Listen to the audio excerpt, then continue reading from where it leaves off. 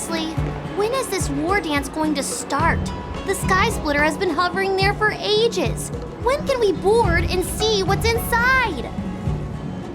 Is this how long-life species live? Everything proceeds so slowly.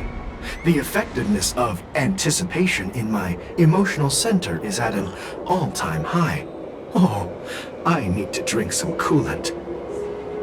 Relax. The Realm Keeping Commission will send boarding notices to all ticket holders. The Gazette said the Sky Splitter will fire a salute before the ceremony starts. I saw the schedule for the first day of the tournament. Can you believe the Ringmaster accepted 4 challenges? And he's just a kid. So, who are you betting on, Bardo? I'm betting on neither. I lost all my credits betting on Roboball games in Taikian. This time, I've decided not to rely on probability games to accomplish my target of getting rich. War dance.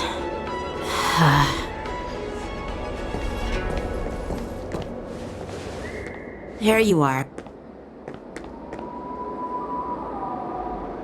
I heard you and Mr. Dan Heng went to meet the judges, and then a riot broke out in the shackling prison. I was so worried about you. Thank goodness you both made it out safe.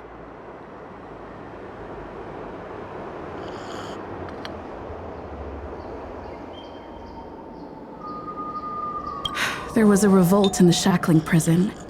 Fortunately, we were protected by the guards until the Cloud Knights arrived to rescue us. I was planning to take Miss March and Yoon Lee to Stargazer Navalia to see the Sky Splitter up close, but we stumbled upon a group of suspicious Foxians carrying official identities. They were acting strange, so out of curiosity, we decided to follow them. It turns out they were actually Borisin disguised as Foxians. It seems they infiltrated Stargazer Navalia in order to prepare for Hulei's escape, and we foiled their plans by pure chance. I wonder who provided them with those disguises, and how many more Borisin have taken advantage of the war dance to infiltrate the ship. Yeah, I heard them too, but I'm afraid I'll have to disappoint them. I've already reported to General Jing Yuan that I'll give up my role as the Ringmaster. The security of the Luofu is more important to me than anything else. I need to fulfill my duties as a Cloud Knight Lieutenant before taking on the honor of being a Ringmaster. Those tourists just want to see some good sword fights. Anyone can participate in this kind of tournament. Doesn't have to be me. The real challenge lies beyond the ring on the Sky Splitter. If we don't capture the fugitives soon, Hulei will wreak havoc. Obviously, there's someone behind the scenes orchestrating this prison break, intending to spread chaos. If we fail to thwart their evil plan, what honor will be left for us to uphold? Well said. You may be tiny in stature, but your ambition matches that of the Yao Qing's warriors.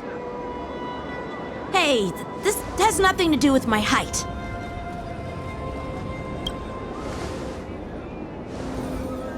Yes, I suggested to Yanqing that we find a place to have a decent meal. A hunter must be well fed before the hunt. You still have a good appetite, even in the face of disaster. You truly are the Merlin's Claw. Please finish the food quickly so we can get to work, General Feixiao. Well, that's not up to me. Dig in. I called you here so you could enjoy the food. Me?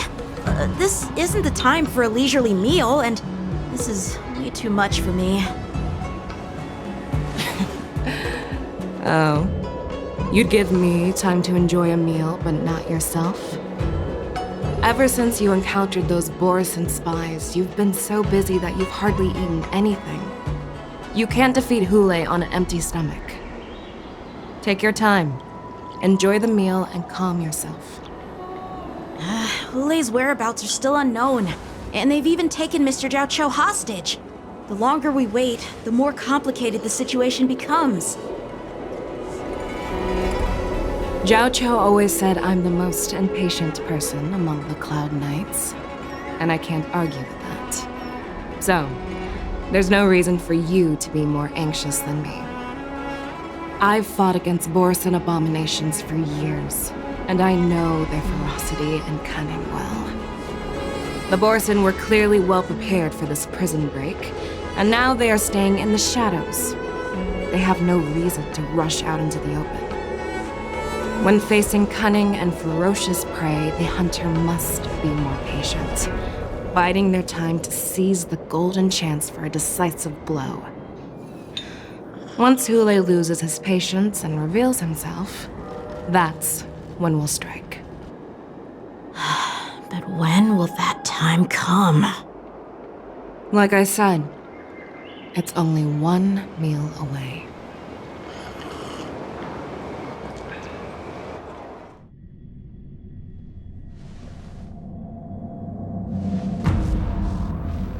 General Hua Yen, the Skyfaring Commission has finished its preparations. Do you have any other instructions? Representing the consensus between the Merlin's Claw and the Divine Foresight, I'll step in as the temporary commanding officer of the seat of Divine Foresight and oversee the 6 Commission's affairs on the Luofu. What is the situation at the Shackling prison? Hule made a quick escape and even sealed the gates of the prison. As of now, the Cloud Knights have re-established contact with the staff inside. The good news is the 2 Nameless who were trapped in the Shackling prison are safe and sound. I know I shouldn't use the word great given the current situation, but I'm relieved that she and Dan Heng are safe. We've lost contact with one of the messengers from the Xianzhou Yaoting. The Borison have likely taken him hostage. Don't worry, Yuko. Fei Shao is leading the wolf hunt operation, and you know how capable she is. I have no doubt about General Fei Shao's capabilities, General Hua Yen. I'm more concerned about the Wardens. According to the plan, the ceremony will begin in 6 hours. The Sky Splitter will be activated, and all visitors will board the ship to watch the contest. But now, with Hule's whereabouts unknown, everything is filled with uncertainty. March is right, Grandpa. I heard the escaped prisoner from the Shackling prison is beyond formidable. In case anything goes wrong. So, Yun Li, what do you think we should do? Well, I believe we should declare martial law and allocate manpower to search for the escaped prisoners. And as for the war dance, it's better to announce an indefinite delay for now. Your plan sounds solid, but unfortunately solid plans rarely get a chance to be implemented. I believe there are at least 2 parties who won't accept your approach. The first are the many travelers who have come all the way here for the war dance. If we declare martial law now, it's like declaring that the Luofu isn't safe. How do you think the outsiders would react? They'd be terrified, and chaos might ensue. The second party is the staff of the Xianzhou Luofu's 6 commissions. They've invested a lot of resources and manpower into organizing the war dance. Suddenly suspending it indefinitely would create numerous challenges for them. But of course, not everyone disagrees with your idea. Really? The mastermind behind this incident would fully support your opinion, presumably. Hule's escape and your discovery of Borison's spies at Stargazer Navalia. Even a child could guess that these events were orchestrated. The fugitive is just one piece in the game. The one controlling the pieces wants to spread chaos and suspicion among the people on the Luofu. If we declare martial law and postpone the war dance, we'll fall into their trap and instill fear in people even before Hule actually does anything. So what do we do? We'll search for the prisoners while maintaining order on the Luofu. Acting acting as if nothing has happened. As if nothing has happened? Yanqing said he'd assist the generals, and now he's nowhere to be found. With the host ringmaster gone, how are we supposed to act like nothing has happened? That's why I called the two of you here. General Huaiyan, are you asking me to take Yanqing's place as the ringmaster? You caught on quickly, Miss March. That's exactly what I mean. But Miss March is a guest invited by General Jing Yuan, Grandpa. How can an outsider represent the Lawfu in the ring? It will make the Xianzhou Lawfu a laughingstock. Dear child, the nameless of the Astral Express are renowned throughout the cosmos. It's an honor to have them participate in the ceremony.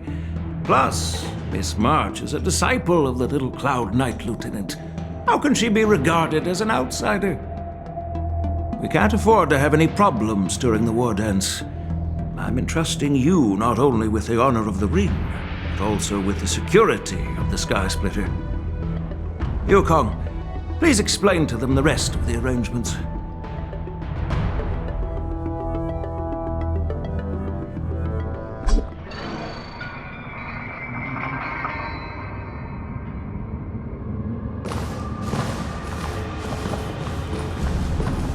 I am sorry for our improper management, and I truly appreciate your assistance, General. There is no need to apologize. We Cloud Knights fight on the battlefield while you judges punish the criminals. We are two sides of the same Xianzhou Luofu, and it is my honor to serve the Ten Lords' commission. I've grasped the situation of the prison break. Now tell me more about the current state of the shackling prison. Borison infiltrated the prison in disguise and released the prisoners, spreading chaos. Among the judges on duty in the 4 divisions, Judge Shui from the detention division was killed and is temporarily unavailable. So, I'm taking over her duties and commanding Arumaton spectral envoys and spiritfarers to quickly restore order in the affected areas. I and the two behind me will go deeper into the prison to investigate. But, General, the situation inside is still chaotic and perilous. Your presence would be... It's common for Cloud Knight generals to face danger directly. Hule has escaped, and the Yaoqing envoy is being held hostage by the Borison. His fate is unknown. This is a grave matter. Not only did the Merlin's Claw offer no reproach, she decided to go after Hule herself to prevent further calamity. I believe the Luofu owes her something in return for her fervent determination. How did the infiltrators learn about the location where Hule was held? And how did they time their plan just before the Yaoqing messengers were ready to escort him? Finding the answer to these questions shouldn't be too difficult. What truly matters is if we can gather the clues that lead us to the mastermind behind all of this. I understand, but I'm afraid it won't be an easy task. For a long time, this hidden force has been pursuing their own goals and undermining the security of the Luofu. Backing down now will only encourage them to further endanger the peace here. The Ten Lords Commission will support your decision with everything we have, General. Dan Heng and Ling Sha, I'll need both of you to accompany me on this challenging journey. Well, it's part of my responsibilities as the Cauldron Master. So, where would you like to start, General? Let's start with those Borison disguised as Foxians. My people have already prepared the evidence.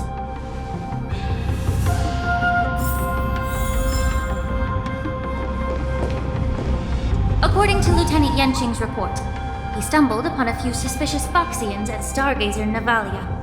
After following them, he discovered that they were actually Borison in disguise. This is one of the bodies. Looking at him now, it's hard to imagine how he transformed into a Foxian. My alchemist detected some complex ingredients in his remains, which might explain how these Borson were able to disguise themselves as Foxians. Simply put, Foxians and Borson share a common ancestry. Although they look completely different now, there isn't much genetic difference between them. This medicine allows Borson to temporarily change their shape into that of Foxians. So, in other words, if they stop taking the medicine, their true form will soon be revealed? Indeed. This means that these Borson have a steady supply of the medicine within the Lawfu. The disciples of Sanctus Medicus. Looks like the Alchemy Commission is involved once again. When I was sorting through the prescriptions they use, I came across one called Semblance Reversion Essence. It's designed to help those disciples suppress signs of their Mars-struck forms and maintain their normal appearance. When I compared it to the medicine found in the Borson's body... They're one and the same, aren't they? The medicinal properties and ingredients may differ, but the principle remains the same. Since ancient times, the Borson have always sought to have more powerful bodies, regarding the Foxians as weaklings. Yet, in order to save their warhead, they were willing to disguise themselves as Foxians. Their determination is quite remarkable. If these infiltrators rely on the medicine to maintain their disguise, then following this lead in our investigation seems prudent. Please follow me. Here we are. According to the judge, this area is not yet under control, so we should proceed cautiously. I've captured the nature of the medicine in my sensor. By following the medicinal fumes, we should be able to retrieve.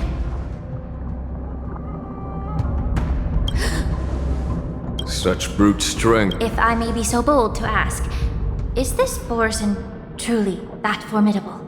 I have lived a bit longer and engaged in a few more battles than you, Miss Lingshaw. To the Alliance, Borson have always been the most formidable adversaries. With his strength, Hule united numerous Borson packs, forming a grand army of abominations of abundance. They constantly pushed the Alliance's armies into perilous positions. Over 7 centuries ago, I followed my mentor on a campaign against the abominations. And I personally witnessed the devastation on the battlefield after Hule appeared. Even with medicinal pellets that suppressed the fear caused by his lupitoxin, countless Cloud Knights succumbed to panic in the face of his murderous aura. They couldn't even raise a hand in resistance. If the former sword champion hadn't immobilized Hule with her Frostblade, the outcome of that fateful battle could have been very different. By the end of the battle, only a few of us remained. The crimson moon cast the sheen of blood on all. Everything I saw was painted dark red. If that's the case, why wasn't the beast executed instead of being imprisoned? On the Xianzhou Jumin, the judges cast those unforgivable and nearly immortal abominations of abundance into the eternal flames of the stars, reducing them to ashes. Their so-called immortality is just a facade. I mean, nothing can truly defy death, can it? I just don't understand why the Lawfu kept this tumor for so long, leading to the terrible situation we're facing now. But I guess I understand. The people of the Lawfu are known for their kindness. Even when faced with the malignant tumor within the Alchemy Commission, they couldn't bring themselves to cut it out. Instead, they exiled the healer, who tried to solve the problem, to the Xianzhou Jumin. Understand if you hold grudges against me, Miss Lingshaw. I take the blame for the resurgence of the disciples of Sanctus Medicus. As for why Hule was only in prison, I can shed some light on that too. I'm just a healer. I'm not familiar with the past. I'd appreciate it if you could enlighten me. All right. Let me tell you more about it as we go.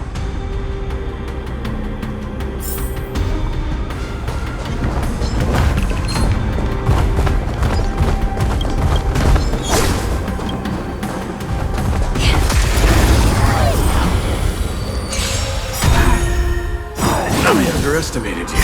Savor it for me. Bloom.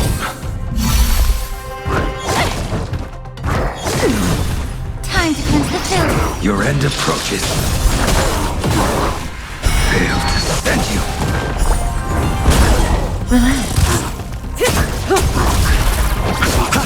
Stand still. Yeah.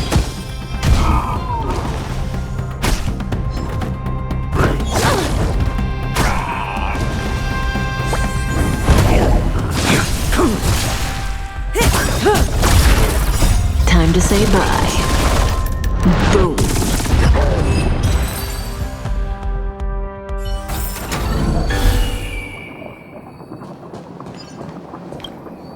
Did this Cloud Knight also take the medicine?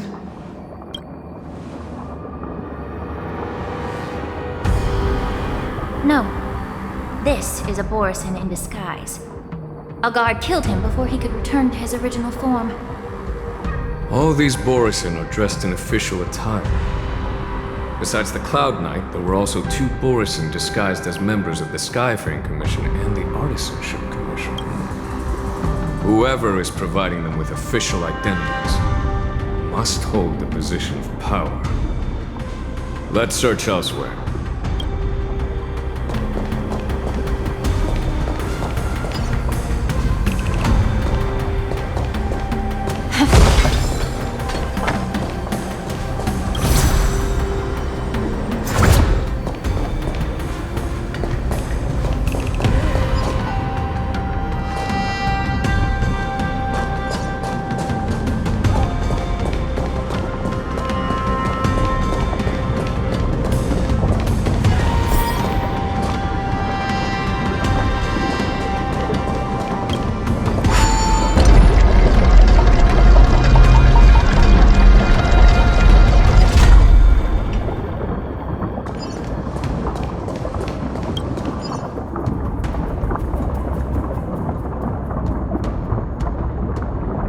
Someone bit open his arteries and drained almost all of his blood while he was still alive. Such a cruel and ruthless act. Despite being a long-lived species, Borisin are actually more like predatory beasts that must feed on raw blood and flesh. I've heard that Hule was deprived of food and water in the shackling prison. It's hard to imagine how he managed to suppress his hunger for over 7 centuries. Will the hostage from the Yaoqing be able to avoid being his meal? Such is the terrible nature of the abominations of abundance. We subjected him to the Forest of Swords to drain his life force. But in the end, his punishment turned into a test of our patience. Just like you said, Miss Limshaw. Casting a creature that can't be killed into a star would be a way to permanently get rid of it. But unfortunately... The Foxians didn't agree to that. Exactly. The atrocities committed by Hule went beyond mere massacres. Throughout numerous wars, we made every effort to eradicate the Borisin. But Hule, with his mysterious sorcery, turned countless Foxians into his pawns. So the Borisin kept returning. The Foxians curse his name day and night, and they even use it to scare children into staying quiet. How could they grant a sort of death to such a great sin? I wonder if you know why Hule wasn't taken into custody by the Foxian majority Xianzhou Yaoqing, but instead imprisoned in the Xianzhou Luofu, Miss Linsha. As you mentioned, your mentor was an exceptional warrior and was the one who defeated Hule, an extraordinary achievement. Therefore, the Marshal placed this feral beast under the jurisdiction of the Xianzhou Luofu as an honor, I assume? It seems you have a major misunderstanding about this arrangement, Miss Lin Shan. Allow me to explain it to you.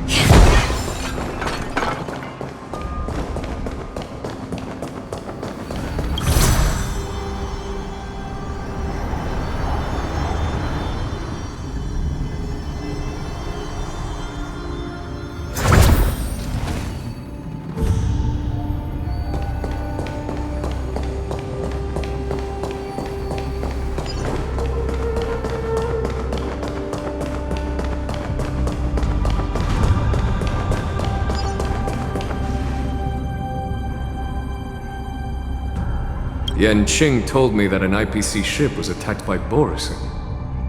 Is this what they were transporting on the ship?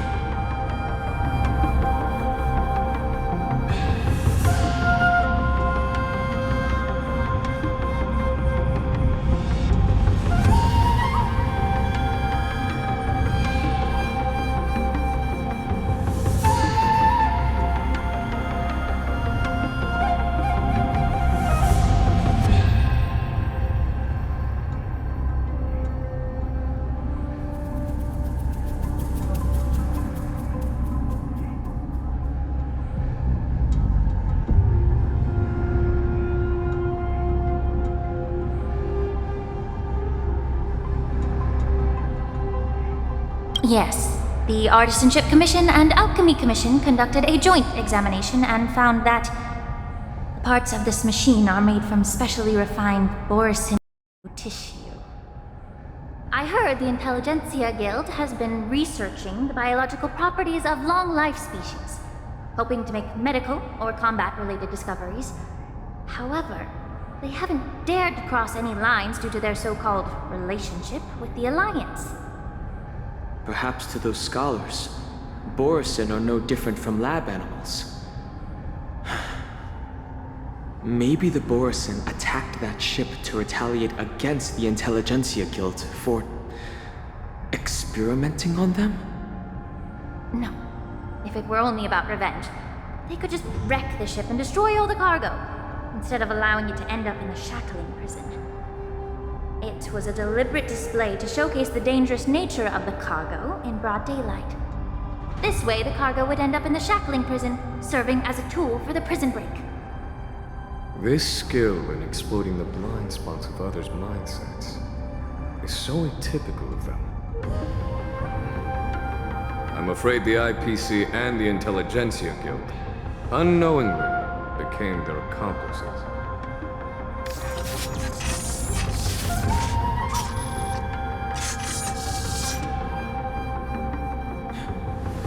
Watch out! This thing is still alive!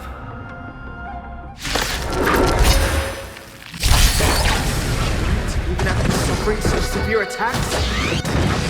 Their imitation of long-life species is crossing the line. It's bleeding. Your end approaches. Stand still. Savor it for me. Receive divinity.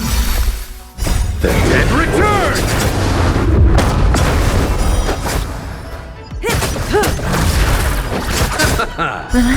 Searching, damn it.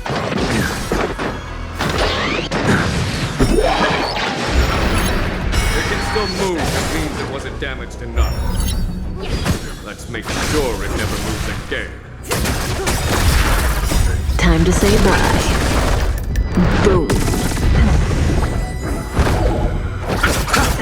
Stand still.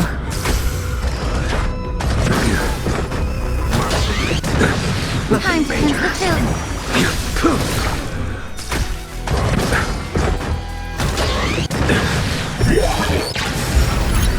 Failed to send you. Savor it for me. Bloom. The dead return!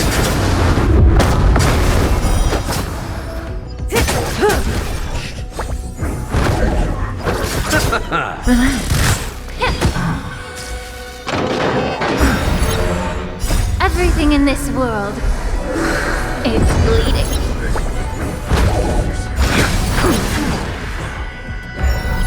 Yeah.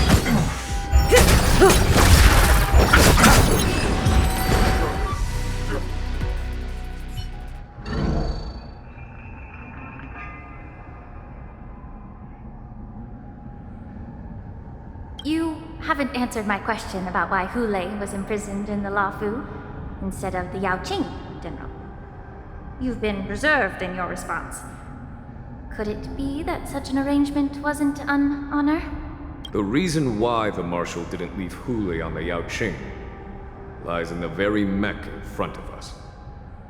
Are you suggesting that there are people trying to understand Hule's secrets and use them for their own purposes? Just like with this mech? Well, I understand. I've heard that the Foxians on the Yaoqing share a bloodline with the Borson. And just like the Borson, some of the Foxians there experience an uncontrollable insanity called moon rage. The Marshal believed that this would be inhumane and no different from what the Borson did, so... Exactly.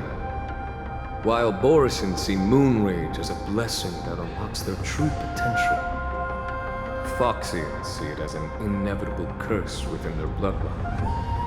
Countless healers of the Yaoqing have attempted to unravel this mystery, but to no avail. Why can Borson control the power of moon rage?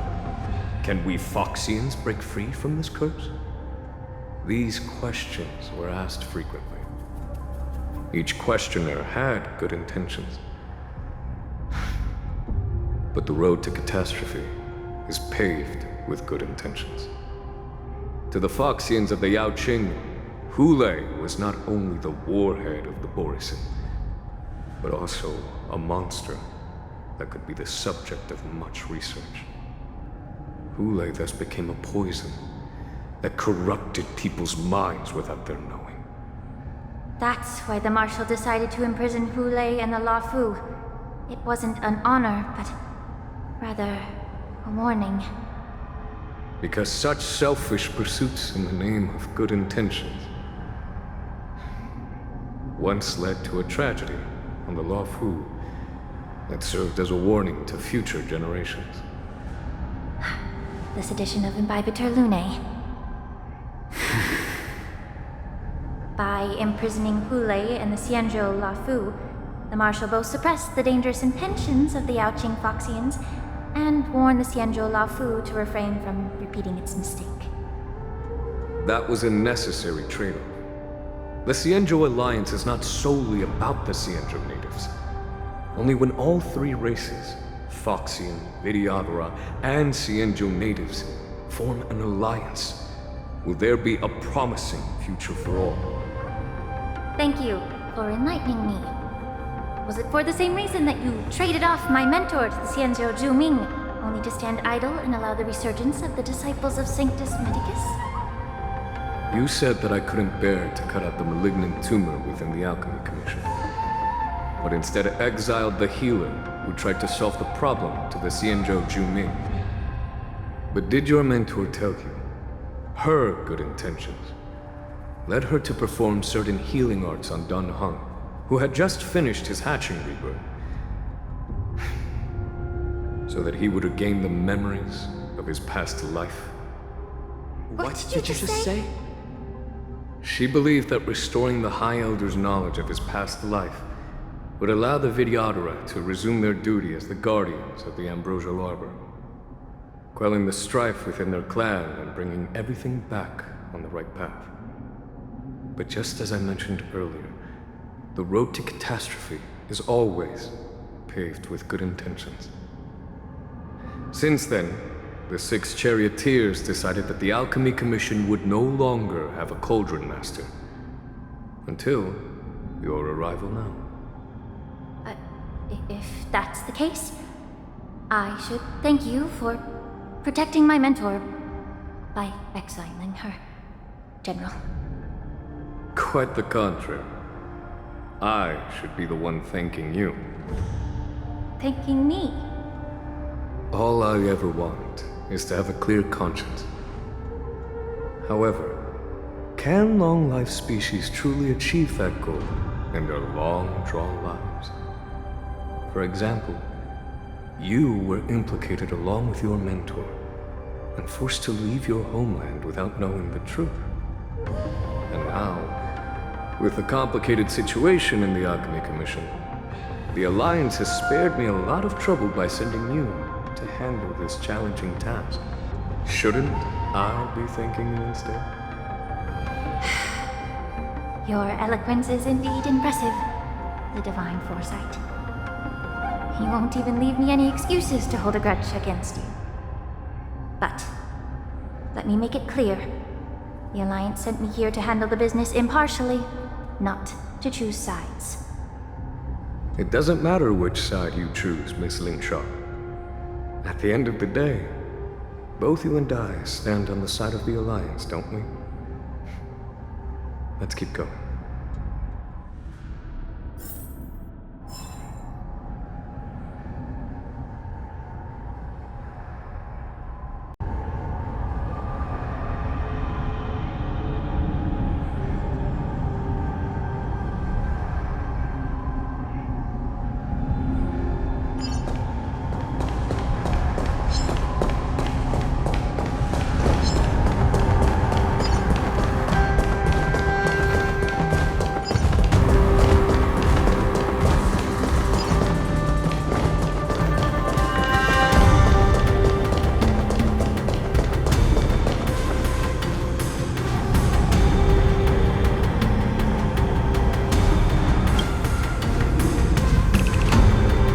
Mara-struck soldiers don't appear to be escaped prisoners.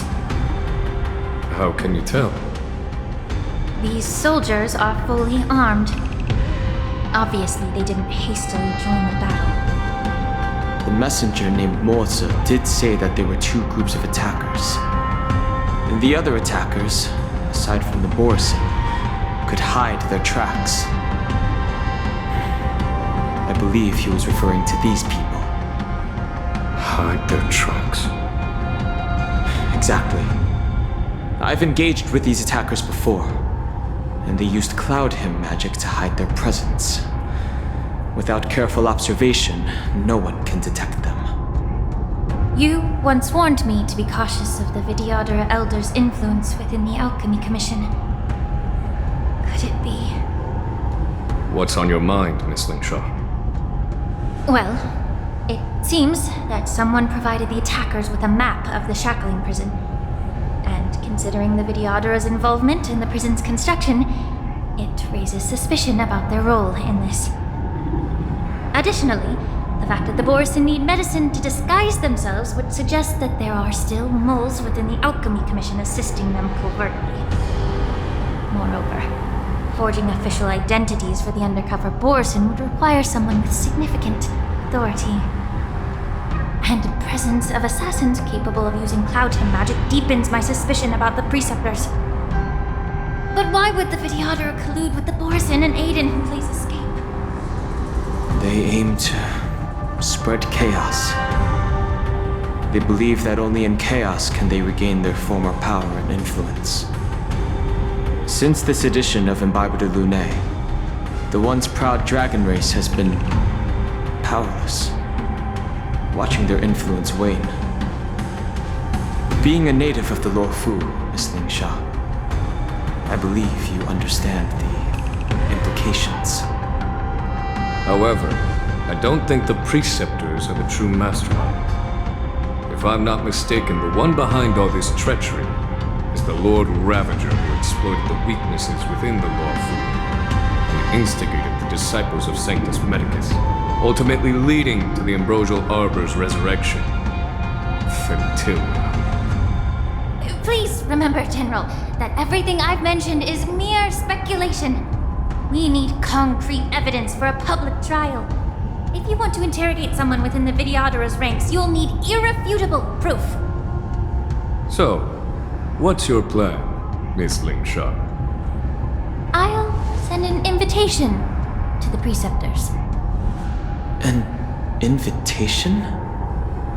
The preceptors have been inviting me for a personal meeting since my arrival on Alafu. Now, I'll send them the remains of these Mara-struck soldiers and the route map I found in the prisoner's possession. Then, I'll ask them to meet me at Scale Gorge Waterscape. I'd like to hear their explanations. Good idea. If I were to take action, it might alert the true mastermind. I trust you to handle this matter, Miss Lin Sha. The internal affairs of the Vidyadhara should remain under their jurisdiction. And don't worry if things don't go smoothly. Once the wolf hunt operation is over, the hidden truths will come to light. Speaking of the wolf hunt operation, I'm truly worried about the Yaoqing messenger who was taken hostage. Hulei was starving in the shackling prison for centuries. I don't know if the messenger can survive in that wolf's clutches. May Rainbow's blessing keep him safe.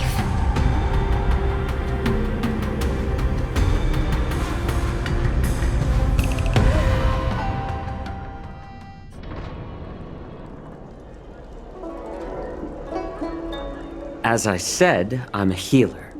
But my art of healing requires the culinary arts to be truly effective. The magic of my cauldron is its ability to make all kinds of medicines into dishes that patients can eat. When simmered and cooked together, any kind of medicinal herb or ingredient becomes a delightful delicacy. Delicacy. But isn't that just one flavor overpowering the others? Well, you have a point. Let me ask you this. If there's a fussy child who refuses to eat green peppers, what's the best way to make him eat them? Stuff the kid's mouth with the green peppers and cook him alive in a pot. You have quite the sense of humor. I've heard that you, Borisin, have lost many of your taste buds during the self-modification process, so you can't experience complex flavors. Only the saltiness of blood and flesh truly awakens your appetite. It's a shame I don't have any green peppers right now. Otherwise, I'd happily stuff them into your mouth and cook you alive in a pot. I'm just kidding. The answer is quite simple. Chop up the peppers and mix them with minced meat to make meatballs. This way, the flavor of the meat overpowers the taste of the peppers. And even a fussy child can enjoy them. Can I just boil your tongue in this hot pot? I know you're trying to buy time until someone comes to your rescue. You said that Jin Liu recently returned to the Lafu, right? Well, she did come back. But, unfortunately, I also found out that she committed serious crimes and was escorted to another Xianzhou ship. Do you really think you can delay our departure by provoking Lord Hulei's desire for revenge with your clever little tongue? You see Borisin as savages who know nothing about the Xianzhou, but in fact, we know all about your tracking tricks. Like the jade abacus you're carrying, and the side cranes in the sky. The more hope you hold in your heart, the greater your pain will be when death comes. I wonder if you can maintain your composure when I tear your throat open. His composure is only a temporary effect of the medicine. And it will wear off soon. Right? Lord Hulei! Oh, you pathetic Foxians. For thousands of years, we were the ones who allowed you to live, and who granted you civilization. But in the end, you chose to betray us for the freedom promised by the Xianzhou people. But it's all right. As long as you catch the scent of your masters, you obediently return to us. No matter how far you run away.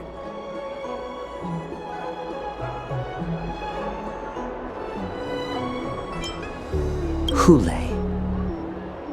Have you ever wondered why it took them 7 centuries to come to your rescue? The Borison's era has long passed. Did they ever tell you these harsh facts before giving you hope for returning home, Lord Hule? Now they're being crushed by the Merlin's claw of the Yao Qing, by a Foxian. They're hiding in remote corners of the cosmos, trembling with fear like a wounded beast on its last legs, reaching out desperately for any fake hope of salvation, which in this case is you. The Merlin's claw of the Yao Qing. A Foxian? Very interesting. Tell me, Moktok, is he speaking the truth? He isn't lying. That lowly beast was a war slave who ran away from our pack. Cannon fodder, a thief! She stole our power and used her knowledge about us to fight us, using every dirty trick in the book! And she bested you, Moktok. Fairness is but a pathetic excuse for the dead and defeated. Since our great pack has fallen apart, who told you that I was alive? And who sent you here? In our darkest hours, it was a prophet of the Master of Immortality, named Mongus, who showed us the way. Her guidance brought us hope. This prophet, Mongus, what does she want? The prophet made this proclamation. The Borison have been divided for too long, and only your return can unite all the packs, restoring us to our former glory. That's when we learned that you were still alive. It must have been a manifestation of the Master of Immortality! And the prophet told us that the Foxian general of the Yao Qing would take you to her ship during the Lafu's war dance, and that it would be our best chance to infiltrate and free you from your prison. And just as she said, we did it! Even if you managed to set Hule free, you'd have no way to escape. We've already prepared our ships, and the prophet's prediction will surely come true. Once the news about the prison break spreads, the Cloud Knights will close all the ports. You may think you've escaped the prison, but you're just trapped in another cage, known as the Lafu. Let me kill this unruly, lowly beast, Lord Hule! I assure you that our star skiffs will soon arrive. Right now, everyone in the Lafu is distracted by the stupid war dance, so this will be the perfect chance to escape. Once you've returned to your territory, the revenge against the Xianzhou ships will be within reach. Perfect chance to return to my weak and shattered pack at the mercy of a ridiculous false prophet and become a mere puppet in her clutches. Her plan is full of flaws. The only paths she has prepared for you are escape and death. Listen up. A wolf never allows itself to become prey. From now on, you'll follow my orders. Since you are so confident that the Cloud Knights will close the ports, Jiao Chou, I'm now giving you a chance to go and see it for yourself. Go to the ports, come back, and tell me what you saw. Wait, what did you just say? But my lord! Would an alpha wolf ever listen to a cub mock talk? No, I've never heard anything like that. I wasn't trying to defy your will.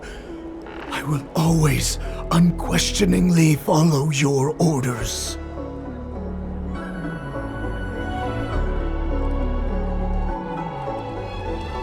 I'm offering you a once-in-a-lifetime opportunity.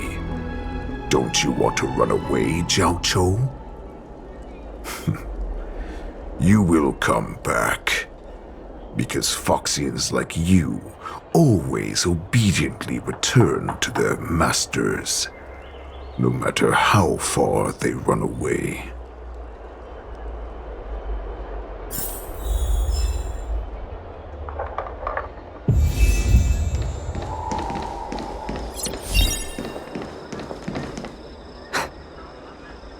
I can't believe he actually let me go.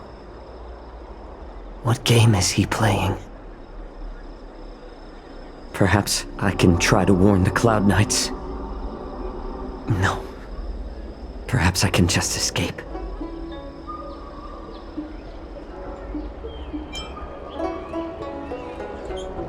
The Cloud Knights must have been aware of the situation inside the shackling prison for some time. Will General Fei Xiao personally lead a squad to capture Hule? For now, I'll do as he asked.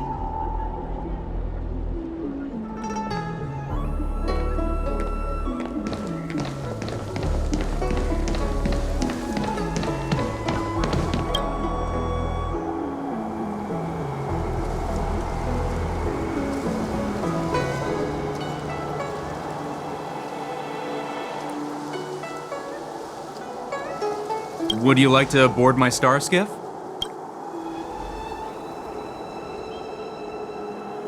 Well, my little star skiff can't accommodate that many. But I have a larger one that will arrive in less than 15 minutes if you need it. We need to hurry wherever we're going. The war dance is about to start, and the Skyfaring Commission is prioritizing star skiffs heading to the Sky Splitter.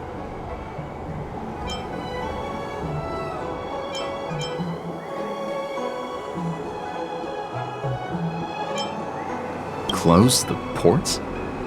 Why would they do that?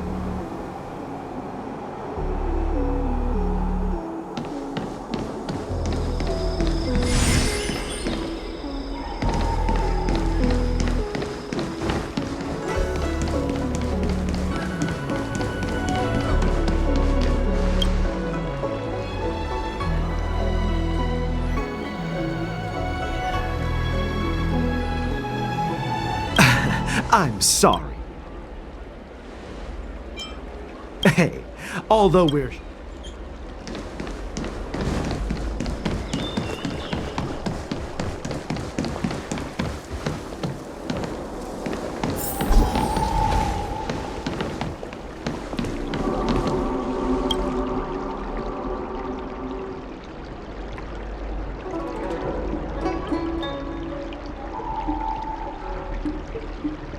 Hey there. I noticed you'd been looking at me for quite a while. Do you need my help?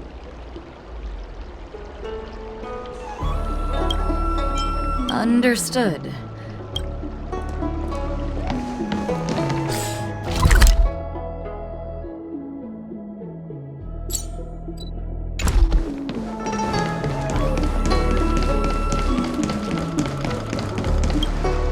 Stop asking.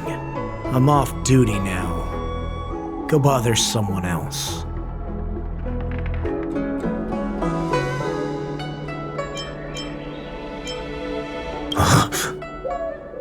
You're not one of us, but I smell a familiar scent on you. The Warhead sent me here to check on the situation.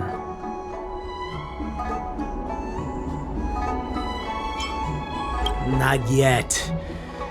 There's no way for this tiny ship to escape from the Xianzhou. Only the starships at Stargazer Navalia can break through the Jade Gate.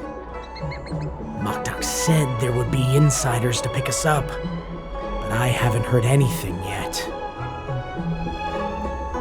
The ports haven't been closed? What is going on? What exactly is happening? We should...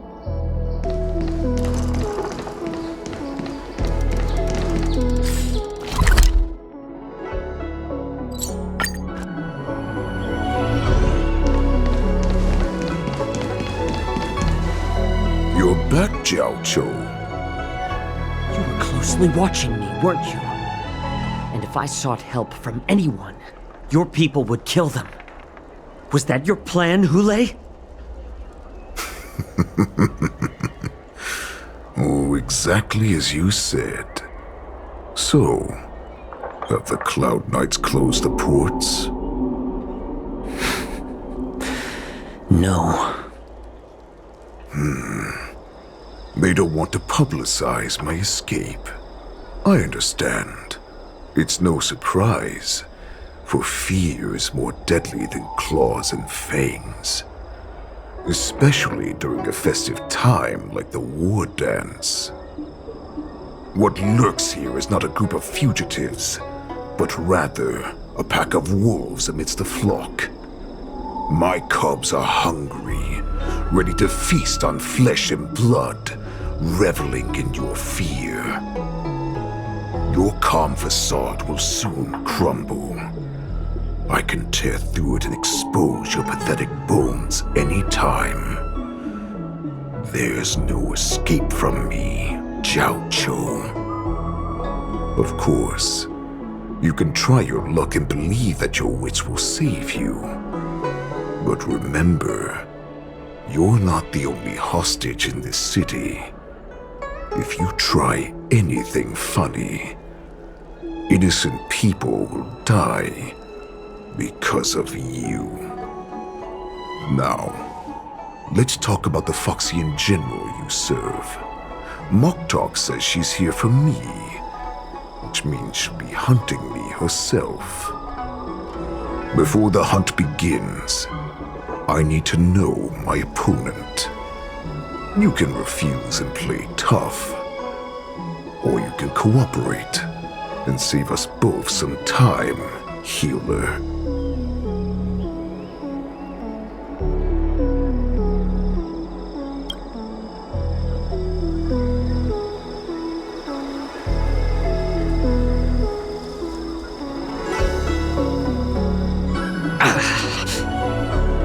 Good.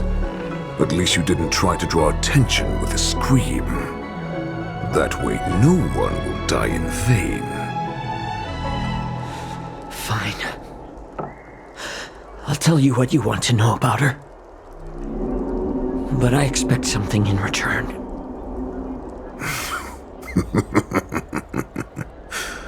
What makes you think you're still in a position to negotiate with me? You can torture me until I talk. Or let's save us both some time. Warhead. Here's the question that's been bothering me. How have you managed to survive and endure centuries of torture? Borison aren't supposed to live that long, or possess such regenerative abilities. So, is that why the Shenjiao Yaoqing wanted to take me away? Oh, to some, I'm a hostage, but to others, I hold the secrets they desire. I still remember, in the early years of my captivity, the Foxians came and went. They extracted my blood and marrow, trying to unravel the mystery of moon rage. They wanted to conquer their fear of the Borison and free themselves from their bloodline. Unfortunately, they failed to uncover the secret. So, They resorted to the most brutal punishments they could imagine. Some seek power to destroy their enemies, while others seek power to become their enemies. Which one are you, Jiao Zhou? Ah, I see. You're the most pitiful of them all, healer of the Yao Qing. You seek power to share it with others and do good. Well, then let me tell you the answer you seek. In our ancient legends, Duran, the ancestor of the Borisin, was dissatisfied with his limited lifespan and power. He yearned to dominate the skies and become the master of all the stars. To achieve his goal, he sacrificed the lives of countless Borisin and Foxians, pouring them into the spring bestowed by the Master of Immortality. Through a form of genetic sorcery, the water gave birth to a miracle. The lunar embryo. Duran ascended the birthing bed and obtained what he desired, a heart in the shape of a deep red full moon. He cut open his chest and replaced his original heart with this crimson moon. Laugh all you want, but only I know the truth behind every word. This moon heart beats within the body of every generation of the Borisin warhead. In the ritual that decides the new warhead, the successor cuts open the previous warhead's chest and consumes the divine heart, thus possessing it as their own. Devouring is the true essence of life, allowing us to endure and thrive. It gathers the life essence of all the prey we consume, making us stronger and stronger. I thought all hope was lost after 7 centuries of torment. But now, this heart is beating once again. All right. Now it's your turn to tell me everything about the Merlin's Claw. Jiao Zhou, I found you.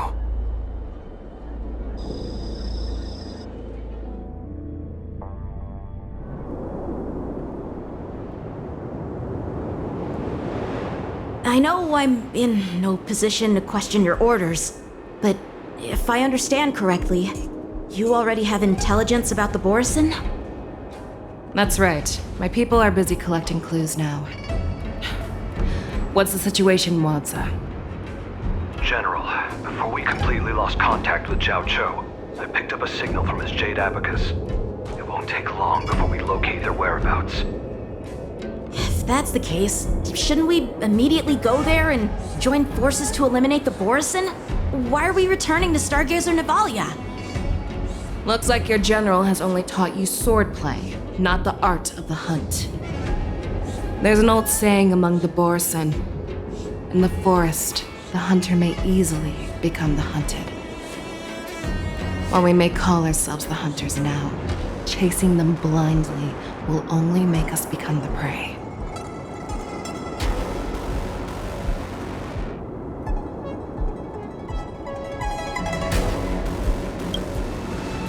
Are you joking, General? He's just a wolf who's been imprisoned for 7 centuries.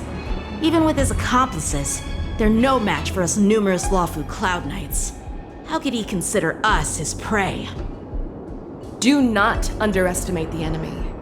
Hule is not an ordinary Borisin that can be easily killed. The advantage in numbers means nothing when we face that monster. A vicious beast who hasn't tasted blood and flesh in 7 centuries is now lurking on the streets of the Luofu right before the war dance. This is what makes the situation treacherous and unpredictable. To him, the lives of ordinary people are just meat, ready to be devoured at any moment. Exactly. That is why we must succeed in our first strike, or the situation will spiral out of control. You've heard of this military tactic, right?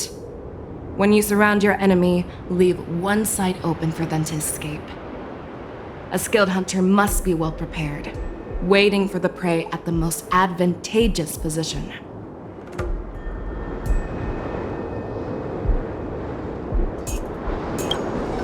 What would we do if we were the escapees from the shackling prison? While we can disguise ourselves and blend in with the crowd, we don't plan on staying here for long. In this case, what do we need most now? A star skiff to get us out of the Luofu. The Borisin we discovered at Stargazer Navalia were actually preparing a vessel for their escape. We predict their next move, and we take them down. Let's start from where you found those Borisin and corner our prey.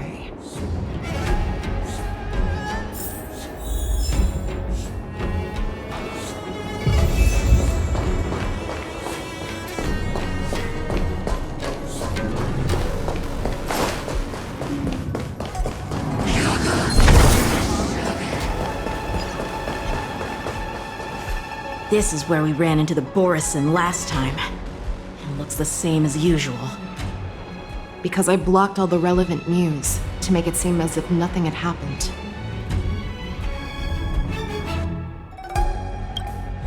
Losing contact with their accomplices preparing the star skiff will surely put them on guard. However, the more well-prepared a plan is, the longer it takes to adjust when it's disrupted.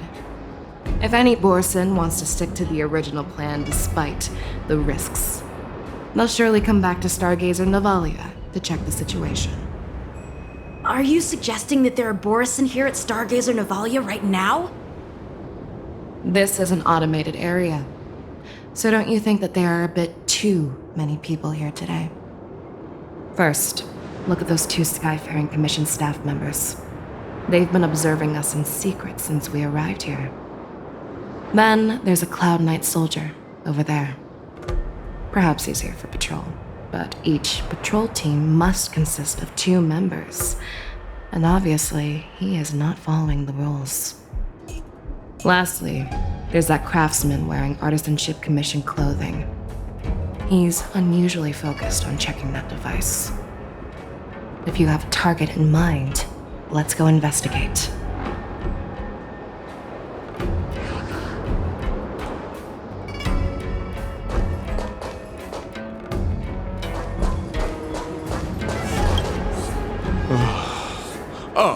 Lieutenant Yanqing and General Fei Xiao?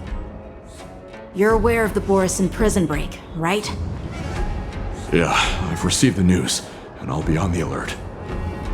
Looks like you've been keeping an eye on the Sky Splitter. Have you noticed anything unusual? No, everything is normal on the ship. Nothing out of the ordinary.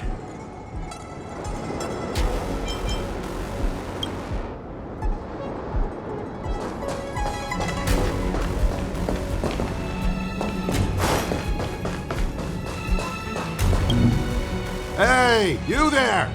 Please refrain from wandering around Stargazer Navalia if you're not... Oh, it's you, Lieutenant Yanqing.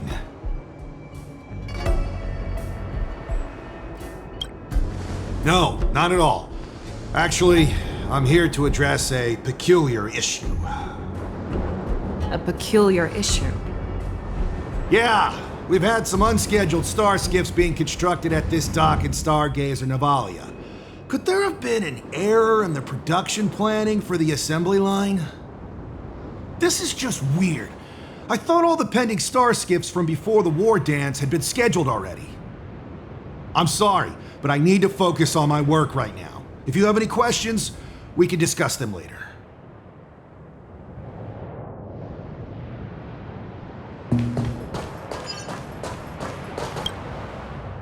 Who are you? Don't you know that Stargazer Navalia is on lockdown now? Hey, chill out. They're just a few lost tourists. But Stargazer Navalia is the shipbuilding port of the Cienjo Lafu. If the Skyfaring Commission called for a lockdown, there should be official documents proving it, right? Official documents? Of course there are. The Cloud Knights are aware that some people have infiltrated this port. That makes perfect sense. So you're now investigating the Borison? Yeah, we've received orders from the higher-ups, so we've blocked off this area to prevent any interference with our inspection. Thank you for your understanding. So, it seems that some Borison have returned to Stargazer Navalia in disguise. The answer seems quite obvious.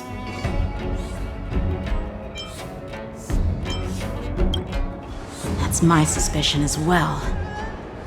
Remember when I mentioned that the Cloud Knights blocked all relevant news to make it seem as if nothing happened?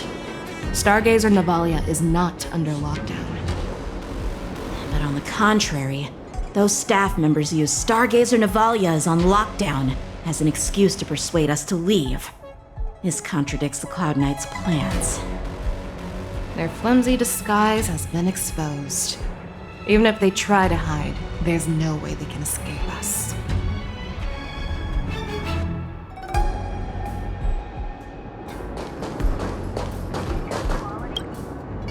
Why are you still here? As I said, Stargazer Navalia is on lockdown now. No, I never issued such an order. Who are you? Perhaps you haven't met me on the battlefield, but I am certain you've heard my name. Now I'm asking you a question, so answer me. Tell me. How many more of your comrades are here? Where were you planning to meet Hule? This woman, she's the general of the Yaoqing! What are you still waiting for? Attack her!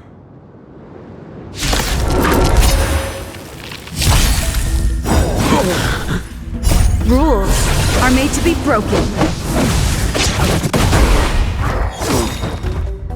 Time to say bye. Boom. Not bad. The fight is set. Stand still. Relax. The dead return!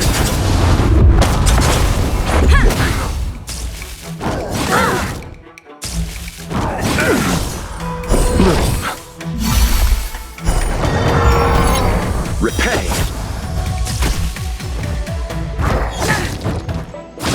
A failed set. Savor it for me. I underestimated you. Time to say bye.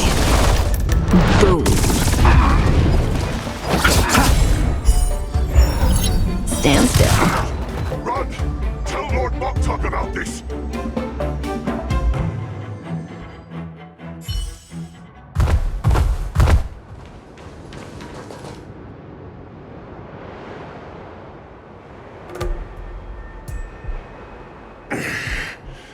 Why don't you kill me? Because I need answers. You were our war slave, so you should know us descendants of Duran. You want me to talk? Fine. Try whatever you want, but I assure you, you won't get anything from me. Only fangs and blood. If I were to do that, I wouldn't be any different from you. I am the arrow that pierces the wolf's heart. I grant you a swift death. That's exactly what I desire. Wolves that leave the pack are prepared for the fate of never returning home. Sadly, you didn't catch my partner. He will alert them. Before you close your eyes, you should know that I allowed him to escape. Because he will lead the Cloud Knights to Hule's hideout.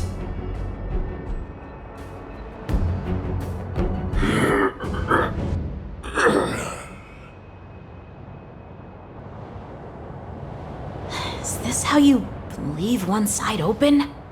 You let that Borison escape so you could track him?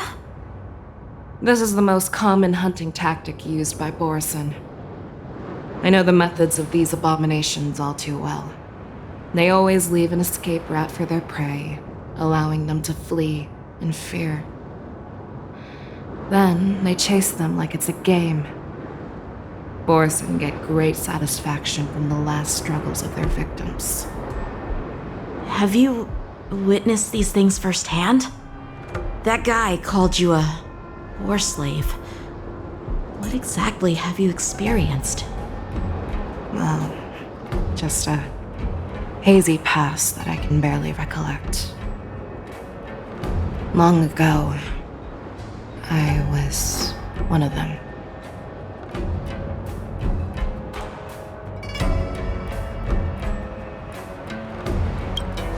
The word Borison was only used to refer to those wolf masters. I'm a Foxian who was born in one of the fallen territories. In their eyes, we're mere consumables. Cannon fodder used to slow down Xianzhou attacks on the battlefield. But you survived. And not only that, you became the general of the Yao Qing. If I get the chance, I'd love to hear stories of your past, General. Speaking of stories, you've reminded me that now is not the time for them. Wadza, we've sent the warning from Stargazer Navalia. What's the situation on your end? I've found them. Zhao Cho is trying to stall Hule, and he signaled me to not reveal myself. Trust his judgment and keep watching. We'll be right there. I believe the warning we sent will stop Hule from attacking Stargazer Navalia. What will he do next? The hunt is not over yet.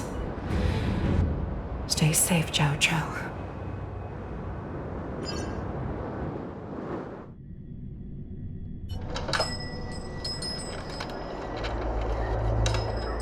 Please, save me.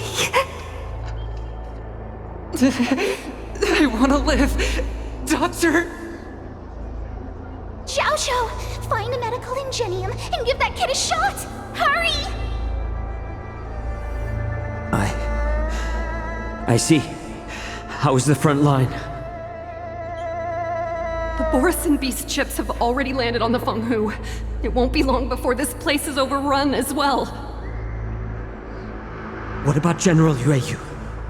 Any news from her? I'm her healer. I should stay by her side at a time like this.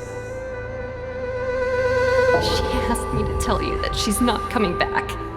She must protect the Cloud Pier telescope. General asks you to save that kid. The girl fought desperately just to bring us all back here alive.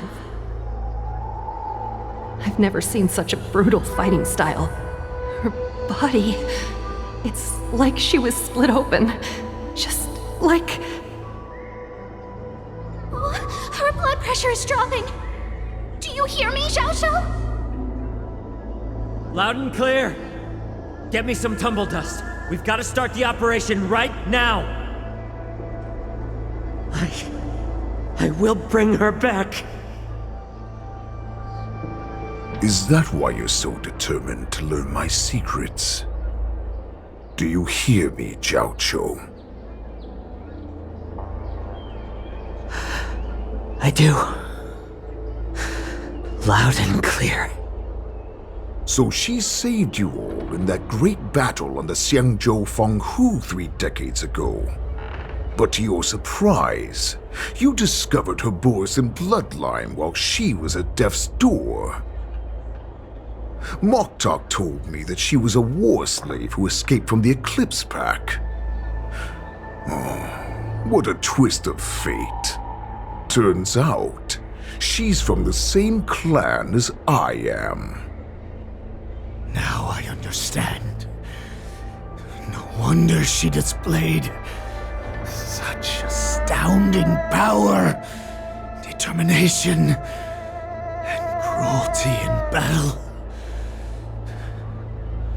Turns out it's all because of her Borson bloodline. Mutt. Despicable mutt.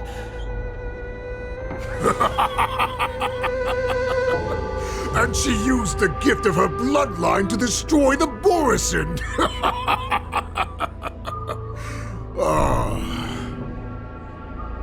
Moon Rage, a blessing for wolves, and a curse for foxes.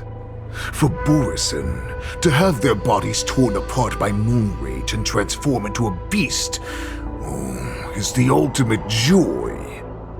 But for you Foxians with poor regenerative abilities, it means certain death. With the burning fury in her heart, that Foxian general will eventually lose her sanity and indulge in endless bloodshed.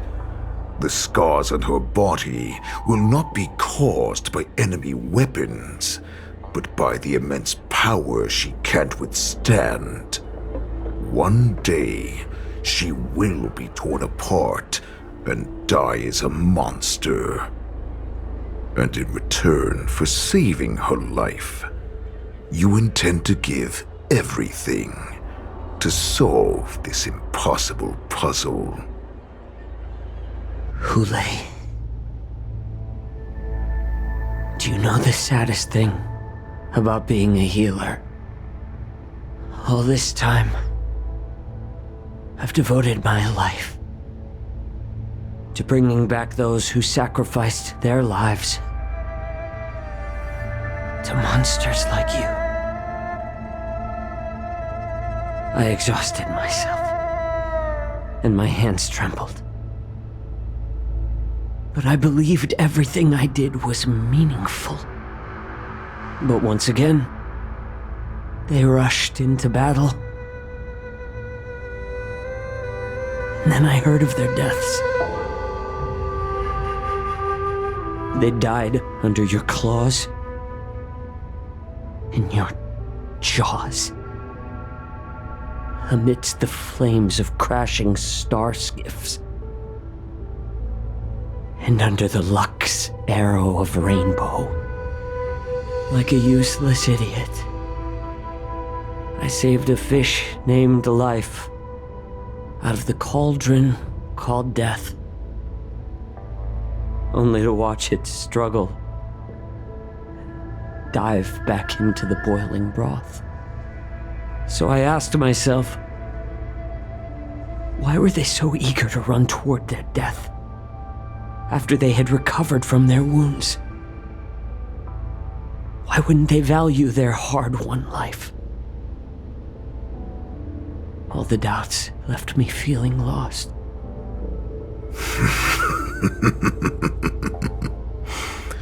I can smell your desperation, all the way down to your bone marrow. Eventually, I realized that their deaths held value. They placed the weight of their sacrifice on the living, granting us strength. With a coin forged by their deaths, they exchanged something more in return. Everything I'm doing now, following you so closely, is just for one reason: witnessing your death with my own two eyes.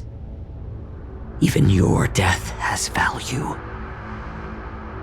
It will pave the way for a peaceful war dance and a fully cured Fei Shao.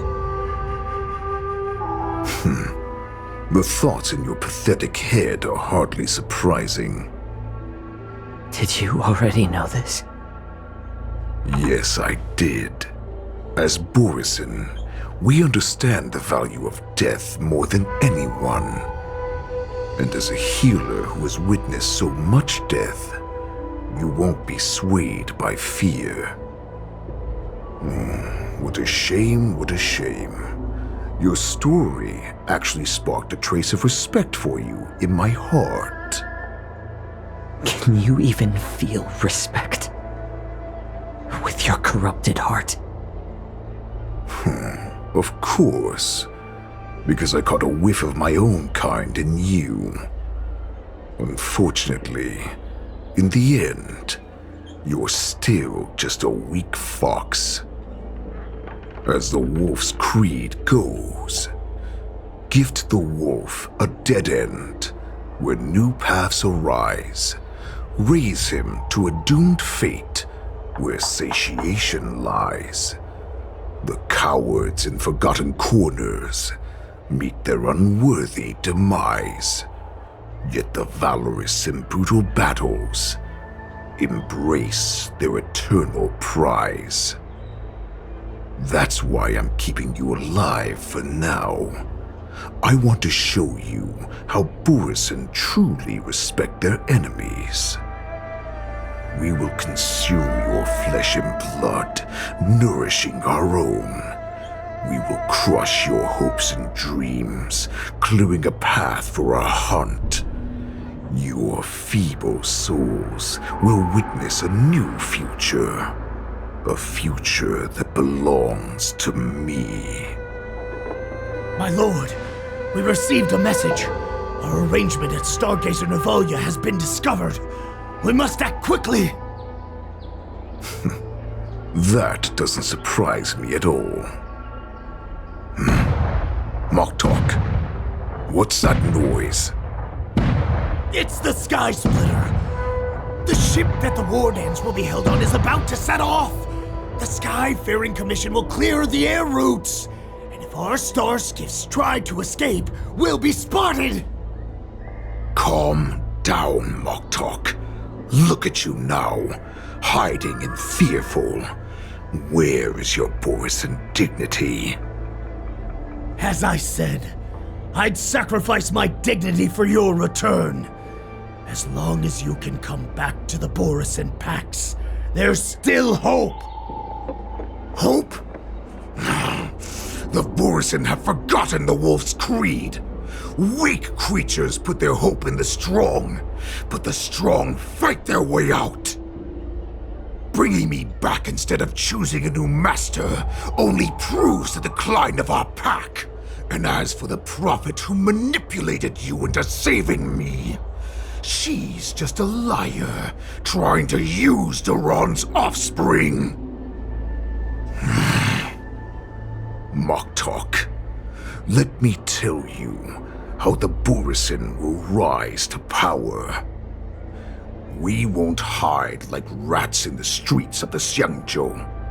We will be ravenous wolves, walking amongst a herd of lambs with our fangs bared.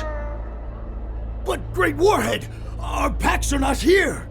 We can't go to war like this. Our packs are not here. Wherever I go, everyone is the pack. Stay away! Just don't come any closer! No!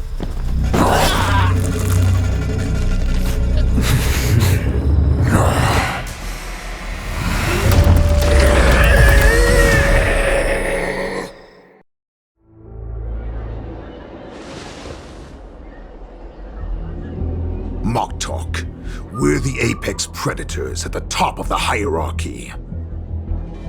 As wolves, we create fear. We don't become servants to it. If you're blind to the path, I will be the crimson moon that lights the way for you. Share my crimson blood with our brethren. Use it to infect those Foxians and strike fear into their hearts. Now, you devious monkey. Come out and face me. Xiao Qiu.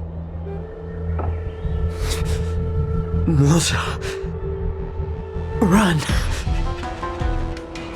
No, he can't run, and neither can you. You've come at the right time, monkey of the Yaoqing. Tell your general. Tell her that I will unleash a massacre here, drowning the Xianzhou Lafu in blood. From this moment on, wolves bearing my blood will hunt on every street, feasting on the followers of that devilish archer. Follow me, my cubs. We shall stride among the prey. Give the wolf a dead end when new paths arise. Raise him to a doomed fate where satiation lies. And the cowards in forgotten corners meet their unworthy demise. Yet the valorous in brutal battles embrace their eternal prize.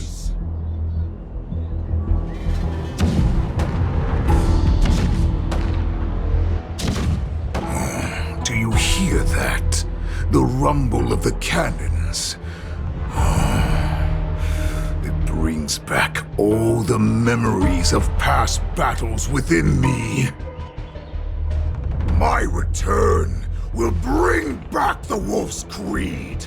In my own way, I shall save our weakened pack and restore it to its former glory!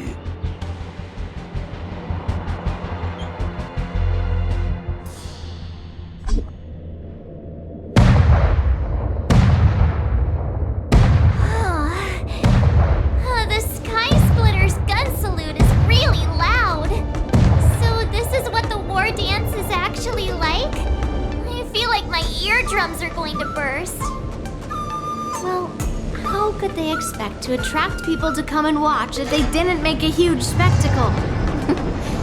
March, you haven't forgotten what you came to do, have you?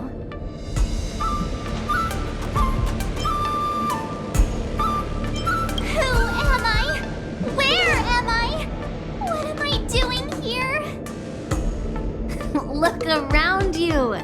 Do you remember anything? Memories of falling from the sky into Taikian Stadium have come flooding back to me. We came to compete, didn't we?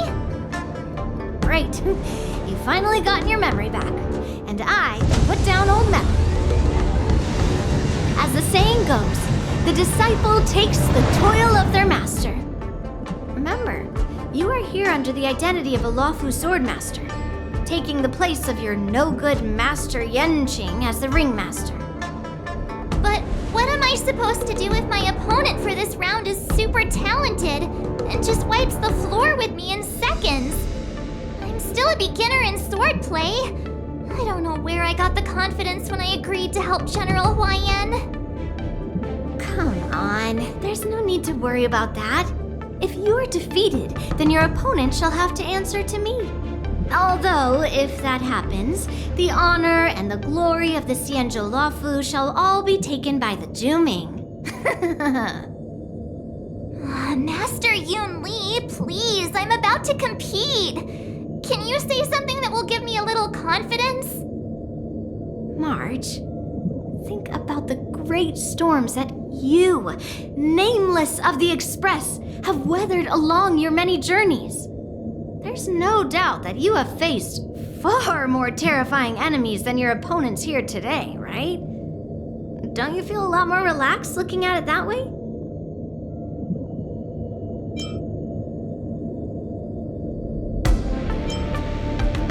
I've trained hard in the art of swordplay over these few days. It's time for me to get in the ring and prove myself. Let's go! Master Yun Li, I don't think I'm completely ready. March, There is no such thing as completely ready.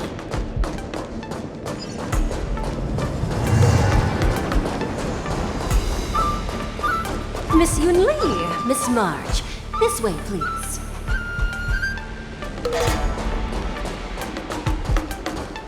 I was informed of your arrival by Madame Yukong and came to greet you personally. The news that you will be the ringmaster in place of Lieutenant Yanqing has been made public, Miss March. Just now, as I passed the contestants' hall, I overheard them all discussing this news. The most common question I heard was, who is March 7th? If they ask you this, how will you introduce yourself? Do you have something prepared?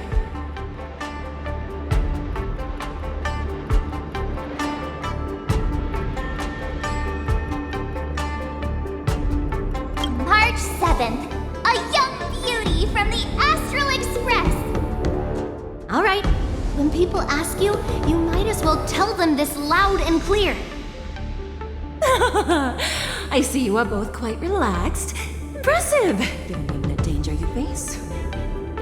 Miss Yunli's contestant information was registered for the war dance a long time ago.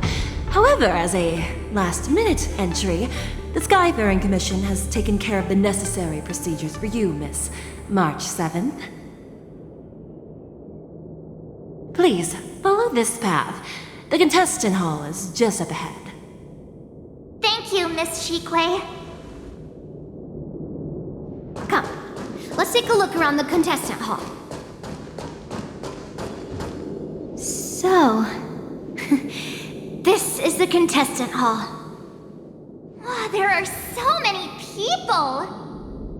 March, before the war dance begins, allow me to give you one more lesson. My grandfather always told me that a weapon mimics its master. That means that a person's weapon will reflect their habits and personality. You've seen me wield old metal before, haven't you?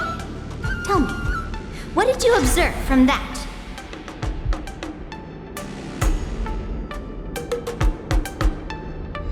Master Yunli's old metal is taller than a person. Being able to wield a weapon like that must mean that you have ridiculous strength, right?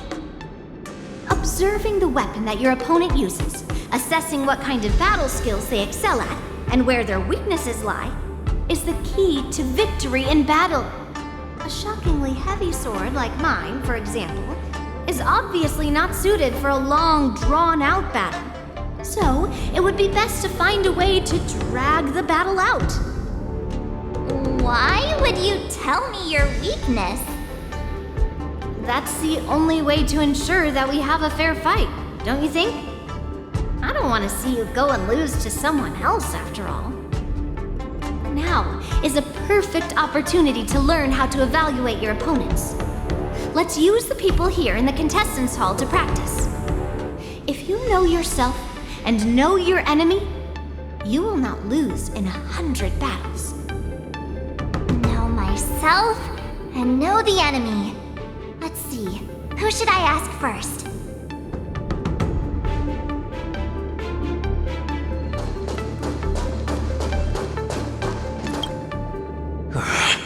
I came here because I wanted to meet the great Lieutenant Yanqing I've heard so much about, and finally cross blades with him myself. Who would have imagined that he would take a disciple and have her be the ringmaster in his place? This is no more than running away from a fight, and is a great dishonor to the Yaoqing. This last-minute replacement, March 7th, who exactly is she?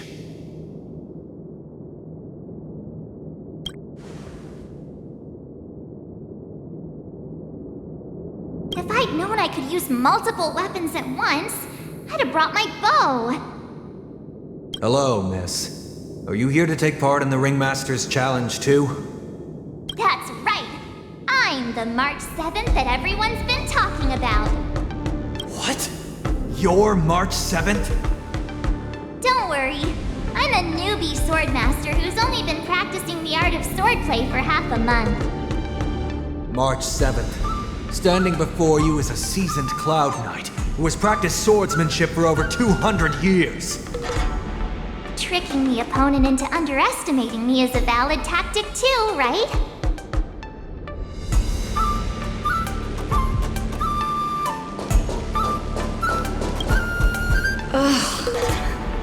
I am not used to wearing clothes like this at all. Oh, you're March 7th, the stand-in for Lieutenant Yunqing, correct? That's right. And you are? As you can see, I am the journalist entrusted with interviewing contestants on site. I see the Skyfaring Commission has really gone all out as the host. Interesting. That's right. A big event like this just can't go ahead without a few of us running around. Since the competition is getting started, could I ask you some questions that are on my mind?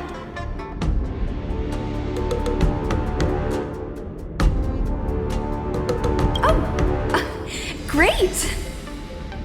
First, the question that is on everyone's minds. Lieutenant Yunqing is not appearing in today's war dance. This is just gossip from unreliable sources, but I hear that Lieutenant Yunqing is seriously injured. Is this true?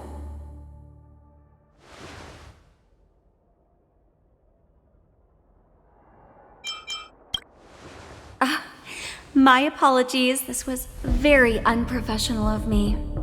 I see that Lieutenant Yunqing has his own affairs to tend to. Then, let us look forward to seeing a valiant performance from you, Miss March. Once the war dance begins, you will be challenged by master swordsmen from many different worlds, Miss March 7th.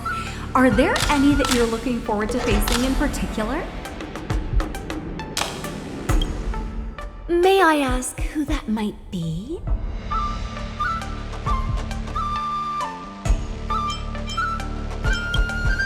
The talented swordswoman from the Xianzhou Juming, Miss Yun Li. I look forward to a spectacular battle between you two. Thank you very much for accepting my interview. Much appreciated.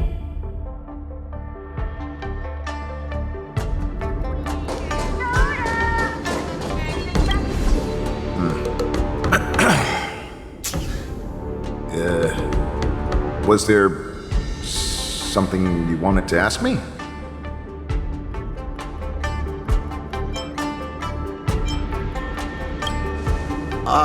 Yes. Yeah, this is just a regular Cloud Knight Devastator glaive. Oh, I understand what's going on, Miss March 7th and Miss Yun Li. I'm actually not a contestant. I'm just here as a security guard.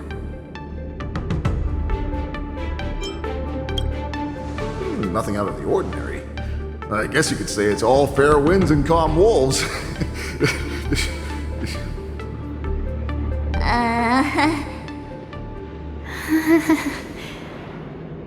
Another awkward pause. I know it. Did you get it? Wolves sounds like waves. It's a funny pun. He's actually explaining his joke. Making things awkward really is my weakness. There are still many guests arriving here. Please be cautious. Understood. The first round of the war dance is about to begin. Are you feeling okay, March? Me? I'm fine. As soon as I saw all these people gathered here, I suddenly felt weirdly relaxed.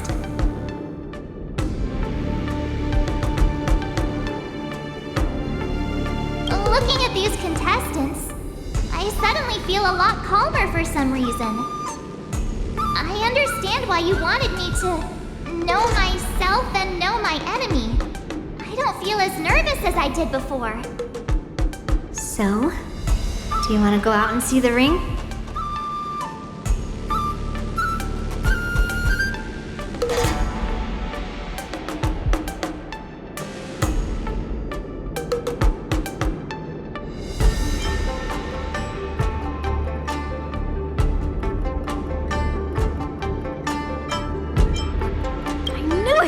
Let's go.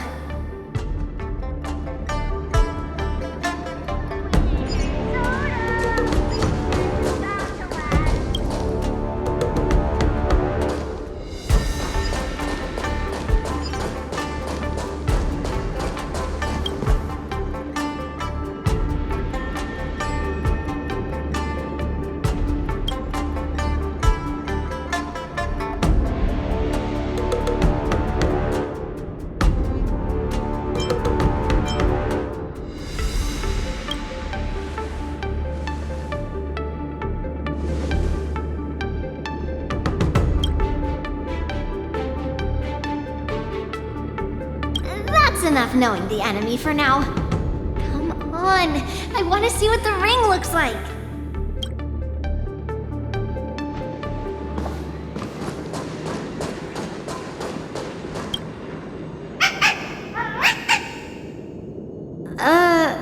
You're even asking dating?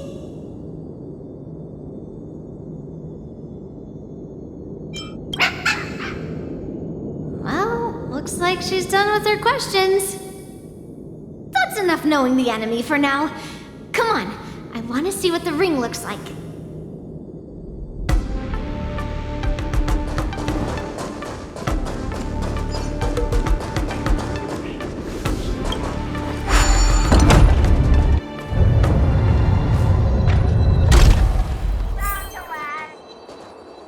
If we walk through here, we'll be able to see the War Dance's official venue.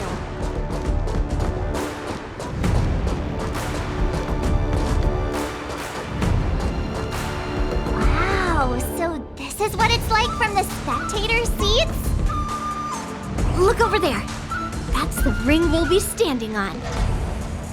Master Yoon Lee? I'm getting nervous again. Can I really do this? It's too late for nerves now. It's almost time. Almost time for what? As soon as I think about the mission General Hyen gave me, my heart starts racing like crazy. What do I do, Master Yoon Lee? It's when it stops speeding that we need to worry. Just take in the atmosphere and prepare yourself. I have to leave for a moment and do some inspections around the ship. This was also part of Grandpa's orders. I wonder how Master Yanqing is doing over there. Hey, focus.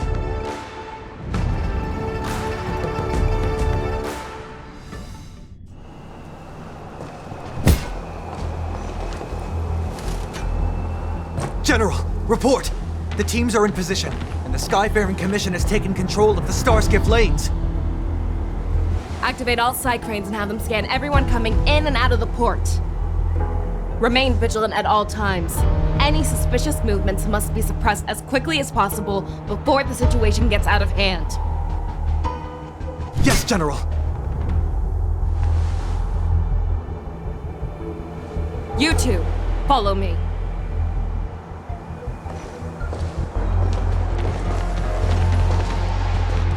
What's signals nearby, but we lost contact just a moment ago.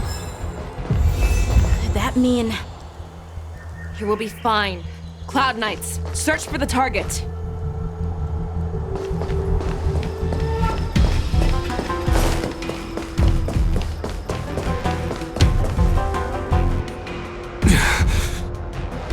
All of you, get out of my way.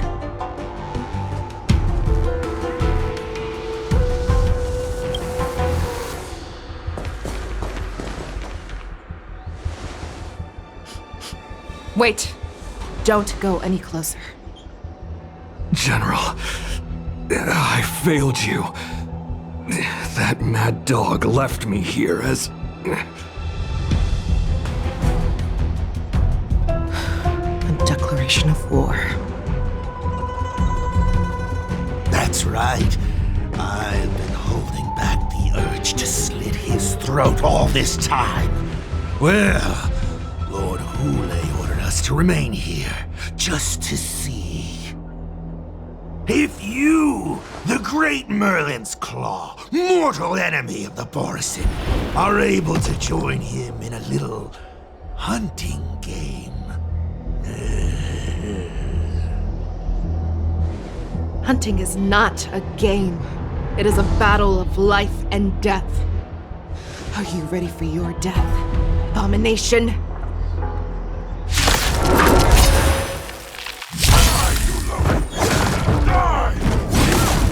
Save your breath!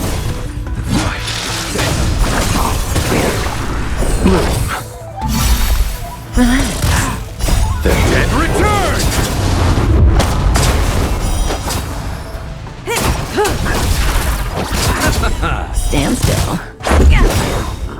Rules are made to be broken.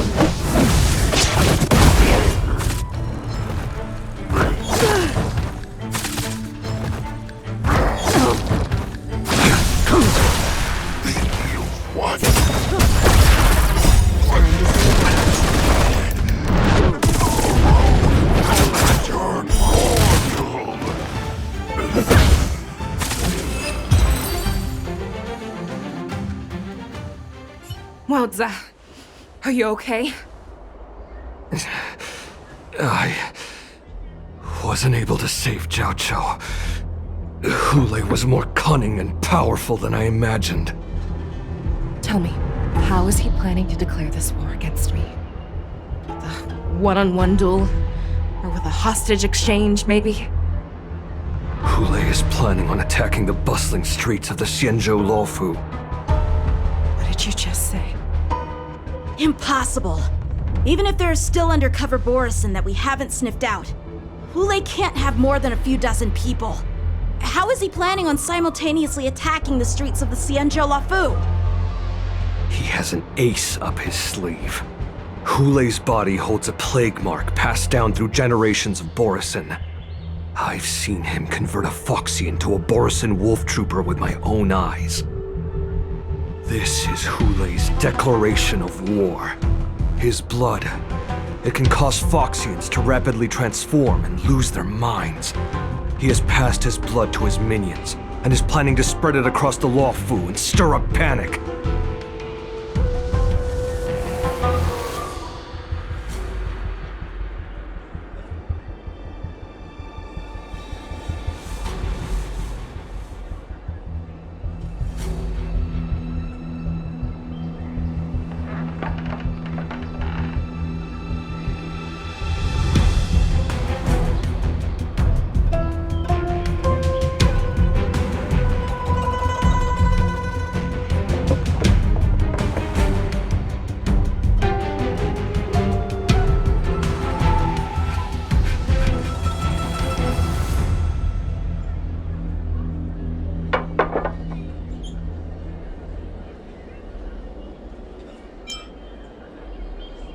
Contact the Skyfaring Commission and the Cloud Knights right away.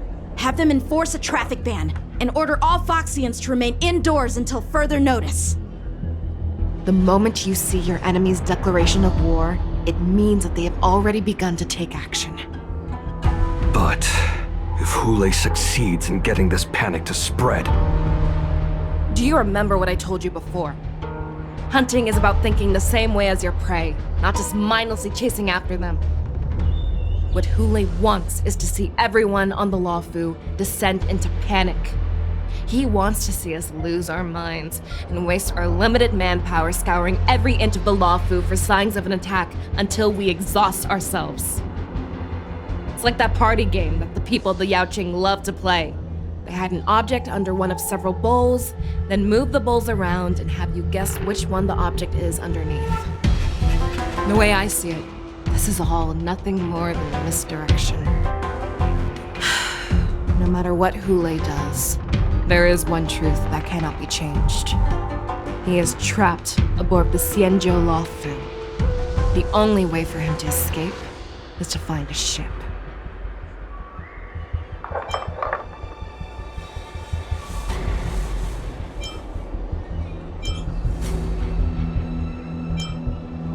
Right now, the only ship he'd be able to see is the Sky Splitter.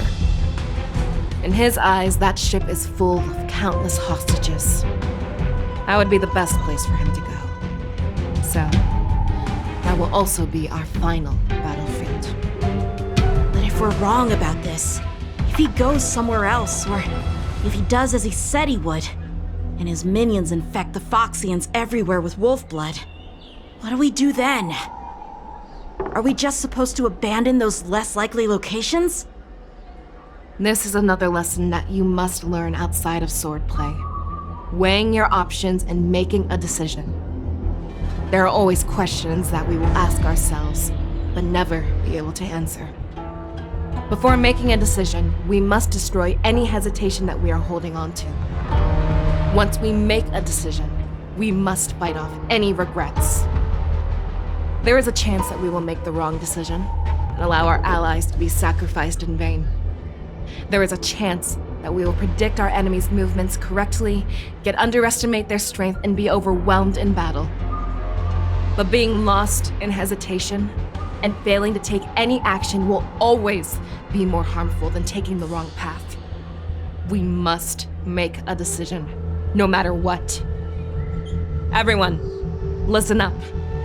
I will personally take charge of Starskiff Haven, evacuate the people, and prepare for any possible attacks. I will do my best to ensure that things are safe on the ground. Nameless, please lend us your strength as you did when the Ambrosial Arbor was reborn. I need you and Wildza to go in search of Jiao Cho. General, please entrust me with the safety of the Sky Splitter. I was originally meant to participate in the tournament, so now it is only right that I return to the Sky Splitter. If Hulei does come to attack the Sky Splitter, Lieutenant Yanqing, I need you to hold him there until I am able to arrive. Please rest assured, General. If he dares step foot on the Sky Splitter, I, Yanqing, swear on the blade in my hands that he shall not escape.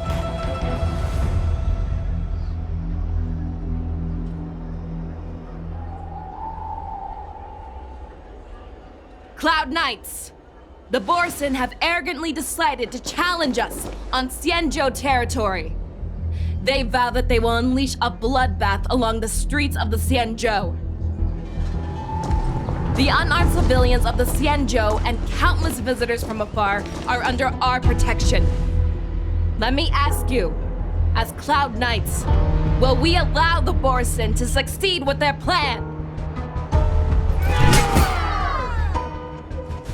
Be on your guard.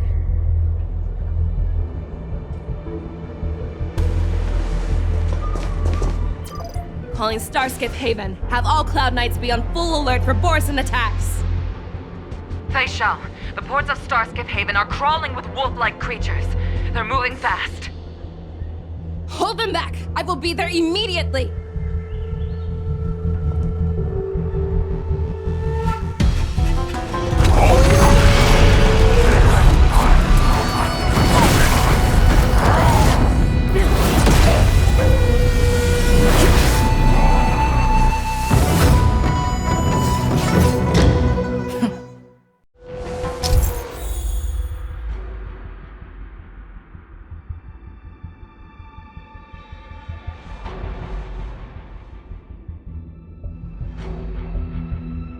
There you are, Fei Shao. Madam Yukong! After 30 years, we find ourselves fighting side by side once more.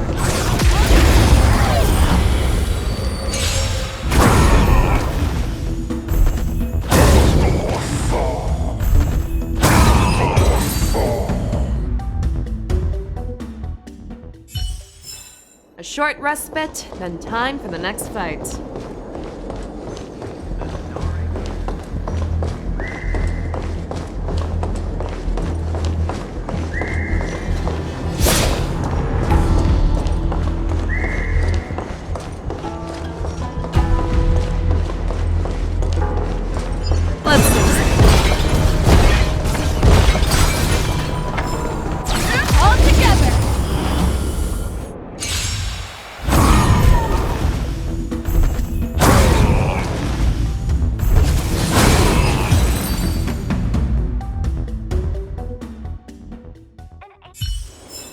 Short respite, then time for the next fight.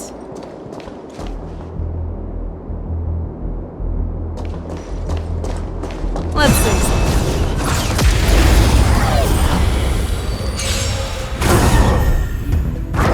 Not bad. Not bad. Never hesitate! Triumphant! Victory is inevitable! Fight is set.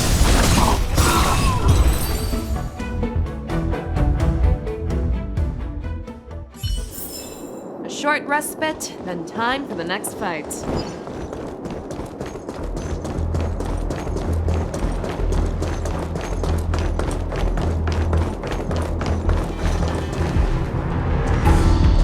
cleared out the enemies in Starskiff Haven. But it seems that there are fierce battles being waged at both the Exalting Sanctum and Arum Alley. I will prepare a Starskiff. We cannot allow the fighting to continue. This is now a race against time to stop this farce that Hule has created. I know Zhao Cho always wants me to know my limits and not get carried away, but now is the time to bring this to a swift end. Contact the Exalting Sanctum. Tell them if they see a light in the sky, all units are to retreat immediately. Madam Yukong, lend me your bow!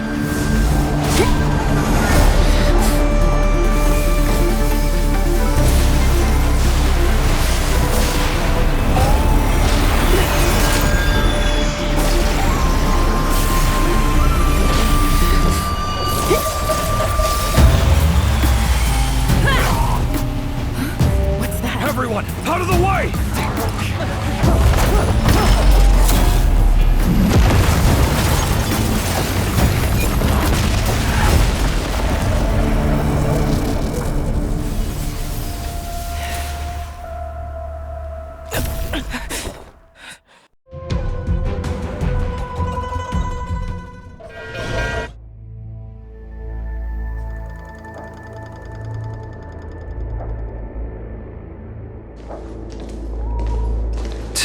What a mess.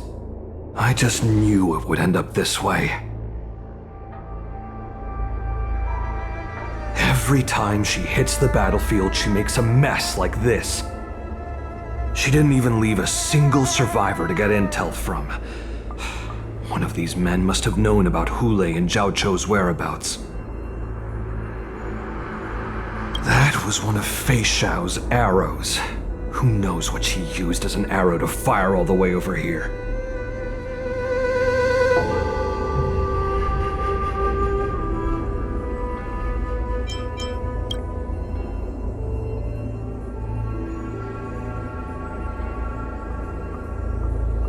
Take a good look around. If you can find one or two Borisin that aren't dead yet, let me know. I don't care how tight their lips are sealed. I always have a way to crack them open and get the information we need.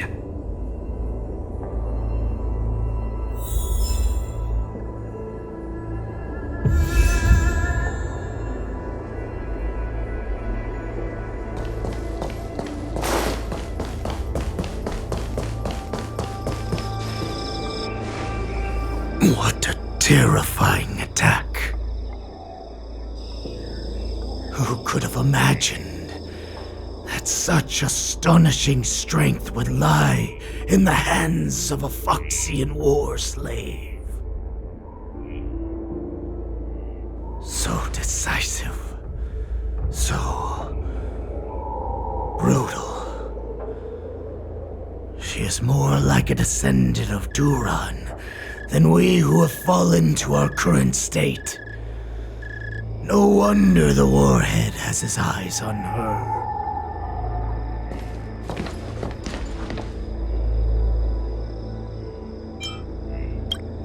I remember you, Mock Talk. You are harder to kill than a cockroach. But the fact that you have willingly shown yourself saves us some time. It is not too late for you to surrender. Tell me, where are Hule and Zhao Cho?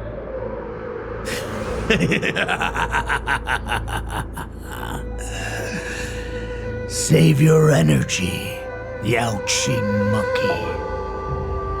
If there is one principle that we beasts know well, it is that we might have to break off an arm to break free from a cage.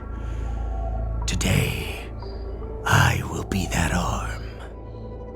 I lived as a hunter for many years, yet I have only followed the Warhead for this recent, brief period.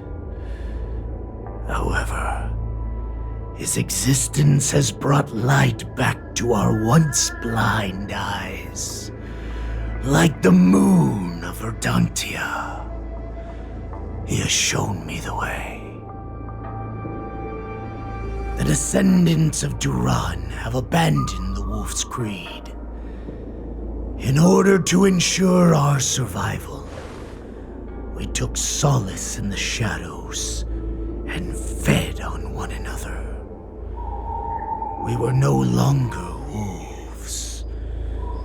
We were no more than rats, living a dirty and pathetic life. Thanks to the gift granted to us by Lord Hule, I have shared his vision and his blood. The descendants of Duran should live for the victory of the pack, and they should die for it as well.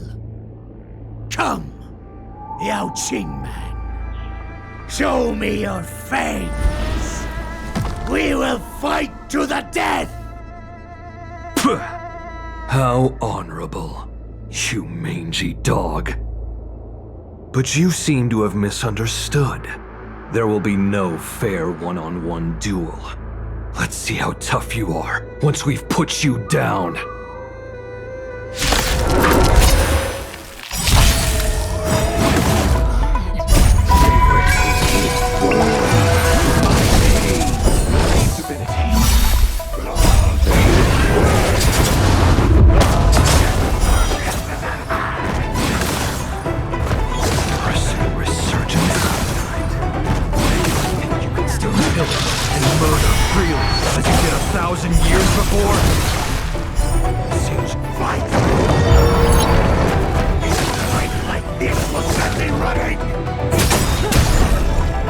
Time to say bye. Boom.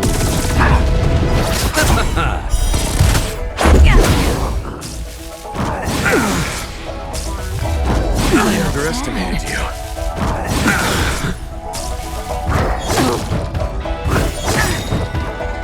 Rules are made to be broken.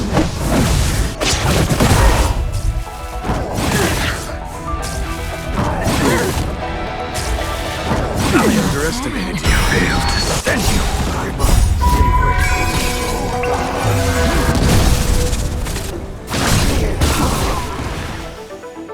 The Borisin resurgence shall come. No matter how heroic your sacrifice, there is no honor in your battles or deaths, Borisin. It seems that Moktok got what he wished for. Hule, your declaration of war is over.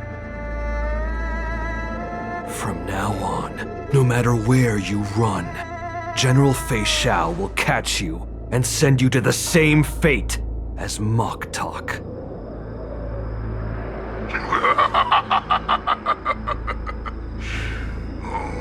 Your tongue is sharper than your claws. Don't stand in my way, child. Have your general speak with me.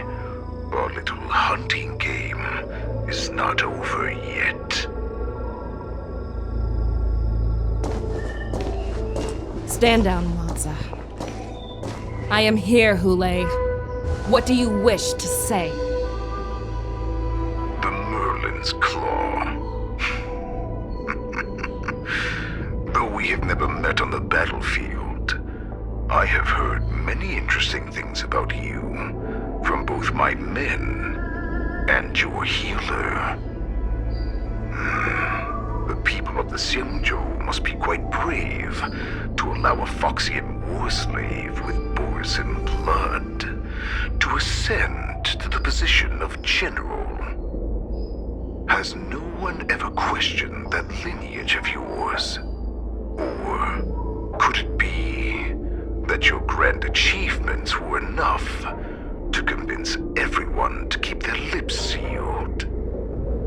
Claiming to have family ties with the enemy sounds to me like an attempt at asking for mercy. Hule, are you begging me for mercy? I see that it is not only the ruthless blood of a wolf that courses through your veins, but also the cunning blood of a fox. When you think about it, this was a gift from the Borson. Anything that we gift, we are also free to reclaim. The Merlin's Claw. I shall extend a final invitation to you. I will be waiting for you on the Sky Splitter. Before you arrive, I will slaughter all in sight, allowing the crimson moon that has fallen dim for over 700 years to once more come to life.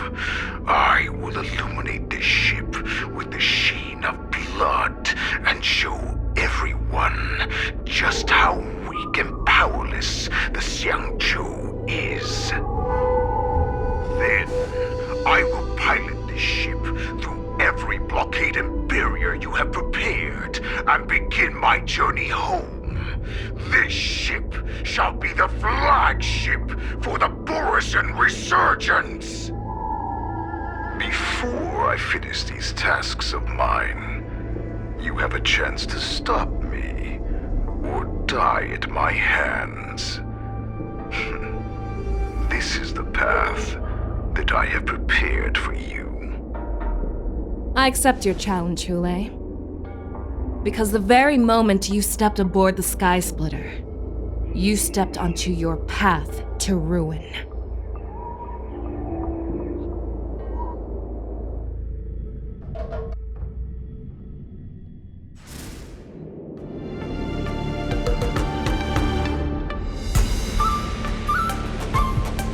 I'm entrusting you not only with the honor of the ring, but also with the security of the Sky Splitter.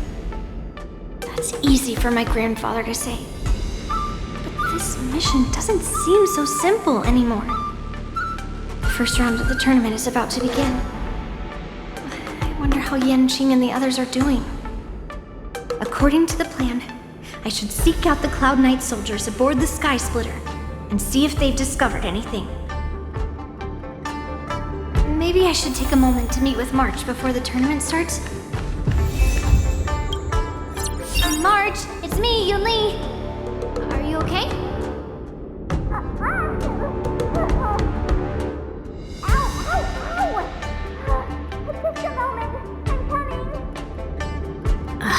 She's still a nervous wreck. You still seem nervous. I wasn't this nervous before. It's just being alone in this lounge, I can't stop thinking about everything. I mean, not only are we taking part in the war dance, but we have such an important mission to carry out as well. March, calm down. Don't worry about your mission. You have me here too, right? I know my grandfather said that you must represent the Luofu as the ringmaster. But don't let that intimidate you. Ask yourself, you are a nameless of the Astral Express. You have always been free to come and go as you please. So why did you board the Sky Splitter with me when my grandfather gave us this mission? Why? Because I also want the war dance to go smoothly. For us Nameless, even though we're just visitors at every stop, it was here that I met my two masters and made many new friends. I want the war dance to go ahead without any problems, for everyone's sake. Good answer. The tournament is about to begin, so I must go carry out the mission that Grandpa gave me. March, may your blade be sharp and your victory glorious. Thank you, Master Yunli. According to Grandpa's plan, I should seek out the Cloud Knight soldiers aboard the Sky Splitter and see if there have been any new developments. Is that you, Miss Yunli? If there's anything that I can help you with, please let me know. Cloud Knights are all in position, following General Hua Yan's orders. Very good. Although, there is one thing I want to confirm with you.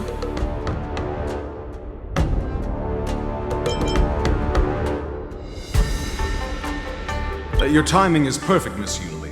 We actually just received an emergency boarding request. An emergency boarding request? It wasn't on the Skysplitter Starskiff registry, but all the documentation checked out. Who would be boarding the ship at this time? Where are they? I'll go check it out. The Starskiff is using the contestant docking bay. Would you like me to lead the way? No need. You have your own duties to take care of. I will be fine by myself. I have to check on this immediately.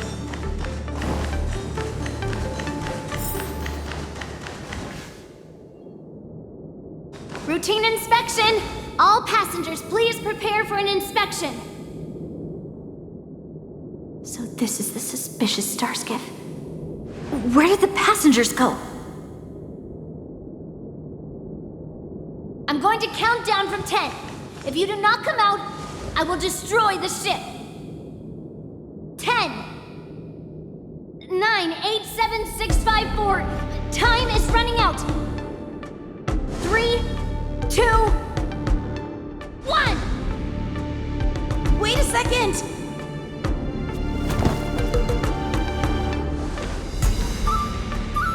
It's me! It's just a routine inspection. You weren't actually going to blow up the ship, were you? Is that also some kind of Zhuming custom?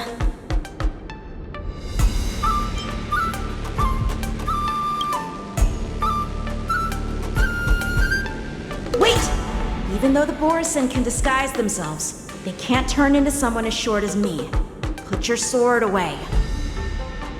Didn't little Yanqing claim he was going to give up being the ringmaster and go on the hunt instead? Help shoulder the general's burdens? The Borison on the ground suddenly launched an attack. General Fei Xiao was concerned that this was all a diversion by Hulei, so I requested to come to the Skysplitter and provide support. Can't believe you ended up back here on the Skysplitter after running around all over the place.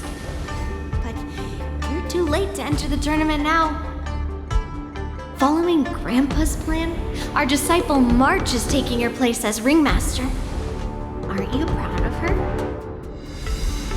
When I first heard the news, I was definitely proud, but also a little concerned. More manpower is always a good thing, since the Skysplitter is so large. Oh, and by the way, you should know that... What's happening?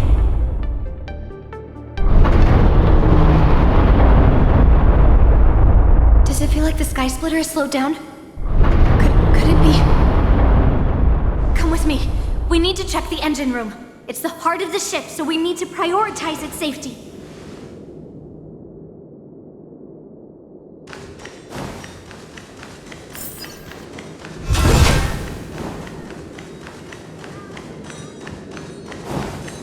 The war dance is about to begin. Contestants, please make your way to the arena.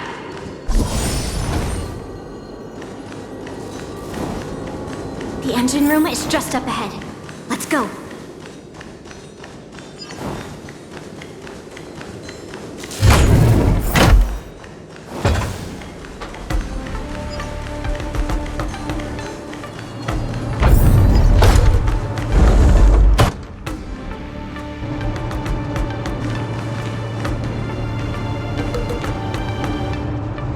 Strange. Why is there no one here?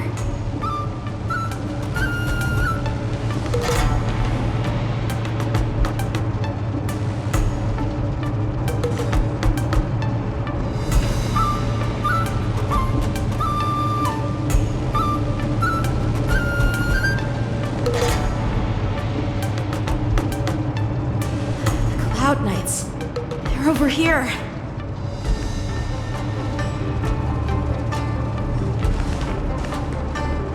And you should be lying alongside them. Don't worry, children. There's plenty of space to hide your bodies over here. Even though I truly hoped that the war dance would go ahead uninterrupted, and that I was worrying for no reason. Now that these guys have finally shown up, it's a huge weight off my mind. Bring it on, you abominations!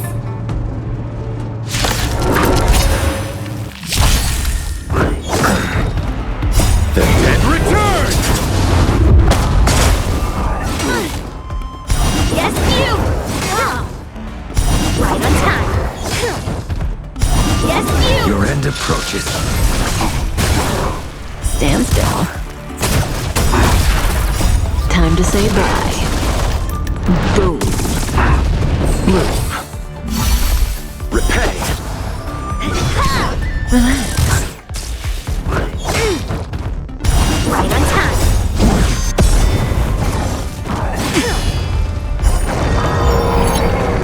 See through clouds!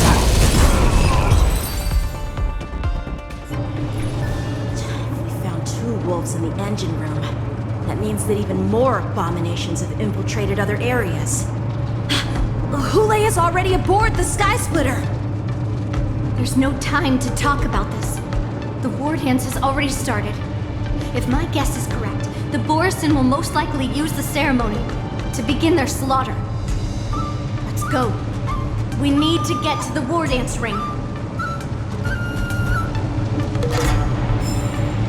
Come with me. To the ring.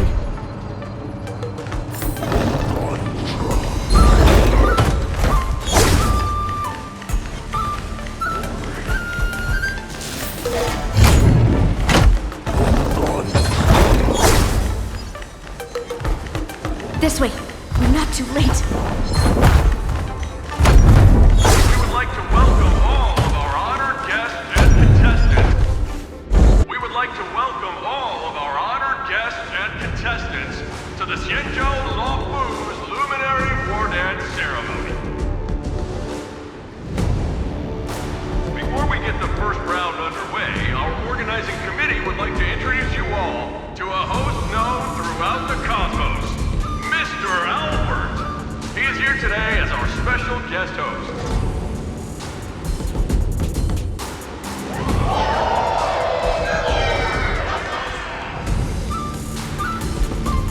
Let us invite our special guest host, Mr. Albert, to the stage to formally open the war dance.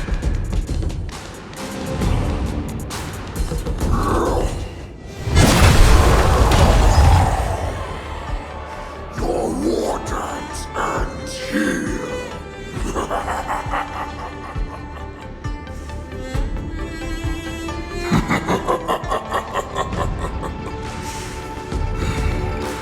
From this moment on, the Sky Splitter belongs to me. And for you, dear spectators, I have prepared a true fight to the death. Run for your lives! My apologies. The spectators that you were expecting aren't here. Everyone here actually came to see you. Cloud Knight, prepare for battle!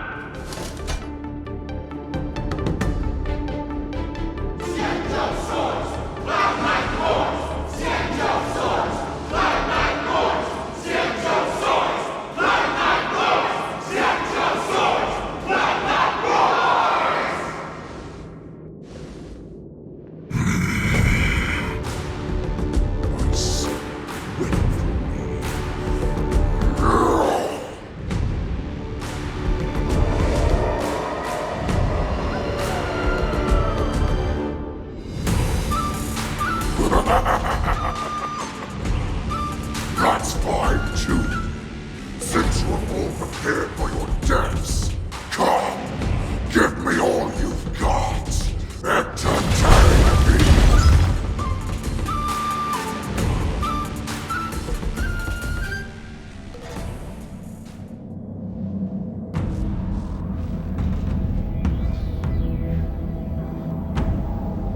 Surround your enemy, but leave one side open. This is your strategy for ensuring that the war dance will be able to be held as usual?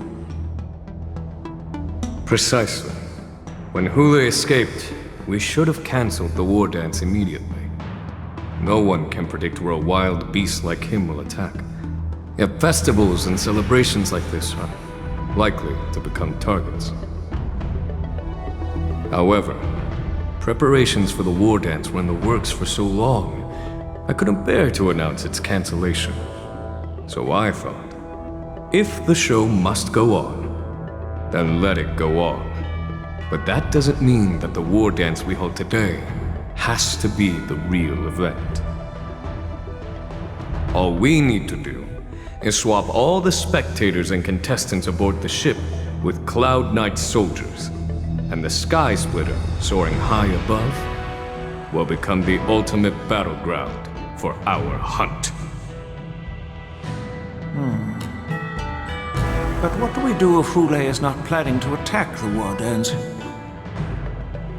Then we just need to draw his attention to the Sky Splitter. We'll have the Skyfaring Commission clear all transport lanes and cut down Starskiff traffic. Then, when the time comes, there will be only one ship in the sky, and he will have no reason not to attack. General Fei Shao will be in charge of scaring the wolves and cutting off their other means of escape, making him think that this will be his best way out. Given that the Borisin already have insiders on the Law Fu, I will be in charge of putting pressure on them, making them focus solely on keeping themselves safe. Very good. Then I'd better dust off my weary bones too. I will go with the Skyfaring Commission to guard the Jade Gate and ensure that things do not spiral out of control. Knowing that Elder Huayan is part of our last line of defense is a great comfort. This hunt will make Hule understand that the arrows of the hunt will always be one step ahead of the abominations.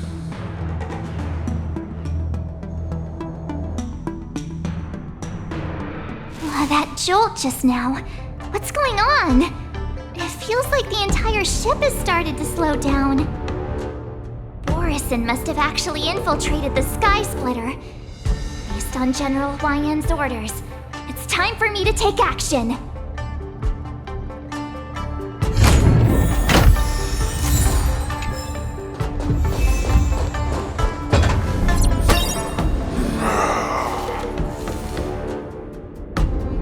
You guys, you're not Cloud Knights acting as Borisin, are you? You're real Borisin, aren't you?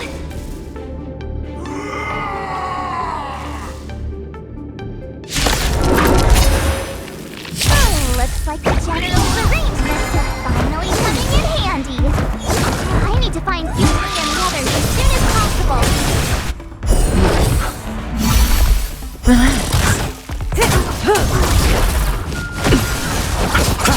Stand still. Savor it for me.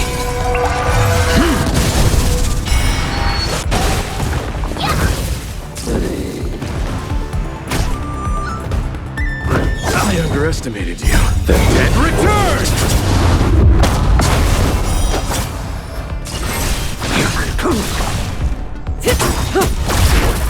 Time to say bye. Boom. That if Hule appears, the Cloud Knights will assemble and do everything they can to suppress him. Master Yunli, where are you? March, I'm below the ring.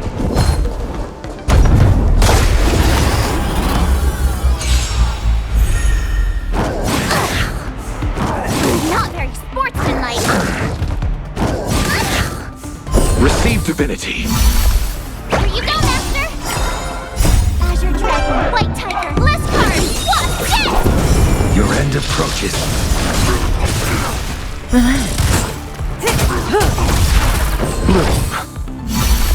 Repay.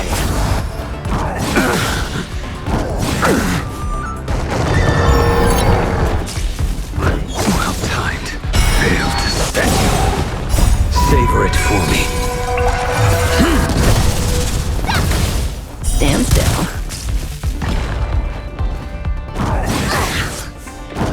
Not very sportsmanlike. Time to say bye. Boom. I underestimated you. The dead return!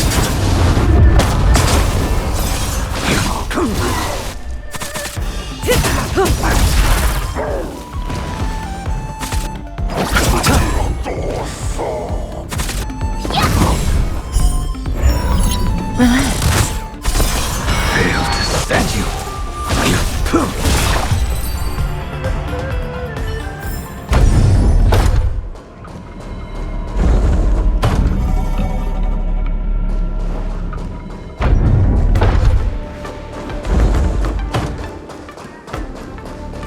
Hall below the ring. I remember it being this way.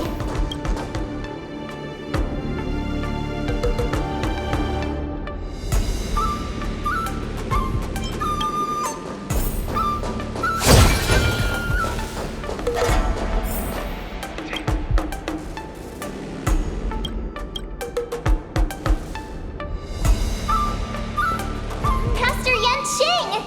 What are you doing here?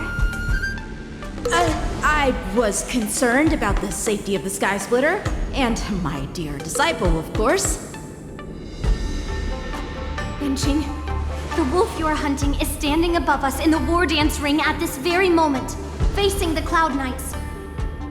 This war dance will not be seen by the people of the Xianzhou, nor will it be just a ceremonial sword fight.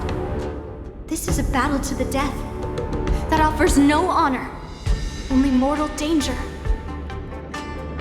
March. Are you ready?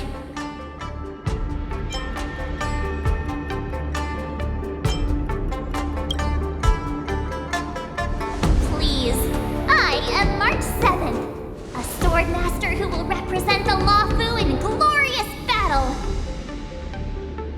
Yunli, Miss March, may your blades be sharp, and your victories glorious. May your blades be sharp, and your victories glorious. May your blades... Ah, forget it. Let's go and make this a quick victory.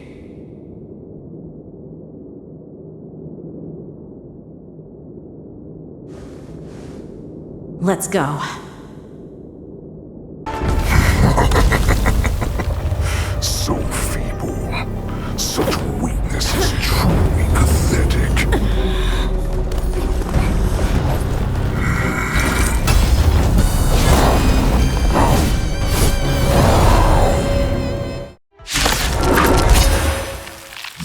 I've been waiting a long time for this Hulu.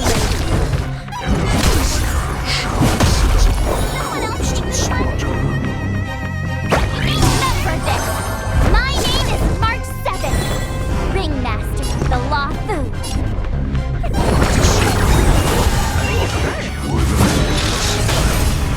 I wouldn't let my guard down if I were you. It's about time this old wolf tasted defeat. You think a little ambush is enough to defeat me?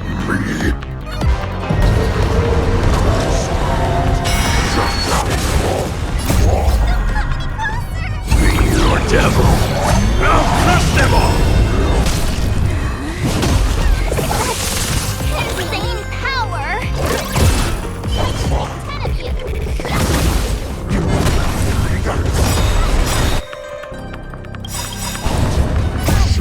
Finally arrives. That paradise may be unreachable. Savor it for me. I'm gonna hold everyone back again. Unnecessary. Failed to stand you.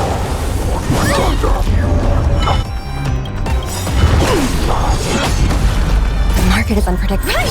Investing in victory means playing the long game!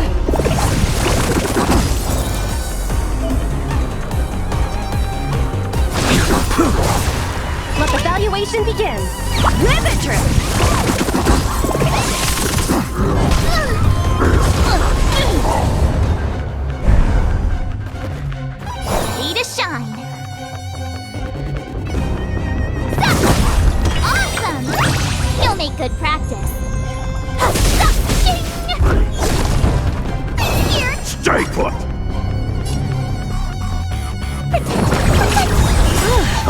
knows no mercy.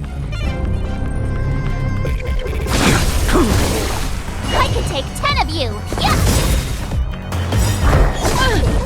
Time to show you what Azure Dragon, White Tiger, Lescar, Wasp,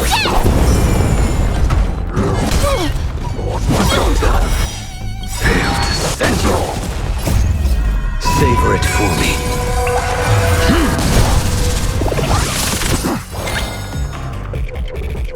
Liquidation! The market is unpredictable. Right! Investing in victory means playing the long game! Don't come any closer! Fiend or devil, I'll crush them all!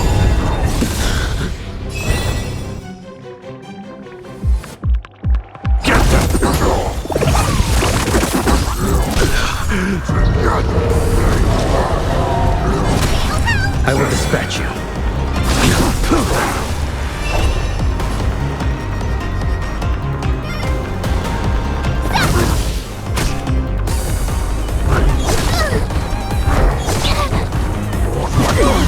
Fail to stand you. Well timed.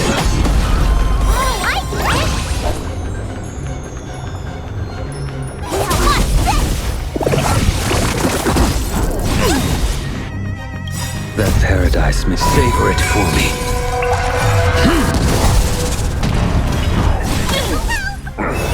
Low risk, high reward. Go Nappy! I'm gonna hold everyone back again! Unnecessary.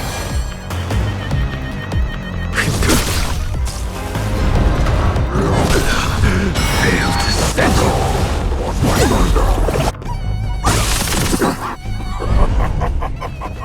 Swing with all your might, dear cubs. You thought I brought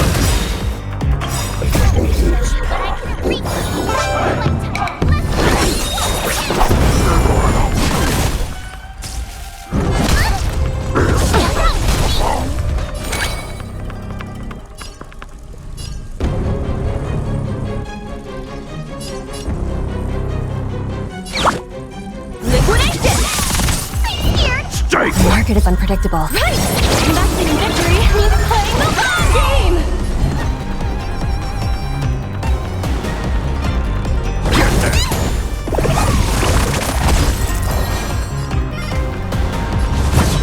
The fight is set.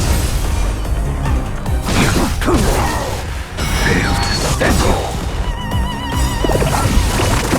That paradise may savor it for me.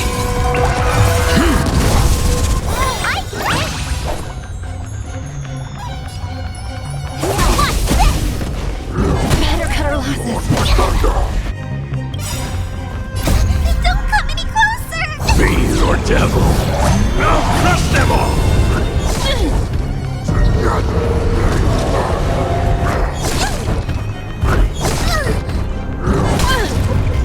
Well timed. Be to shine!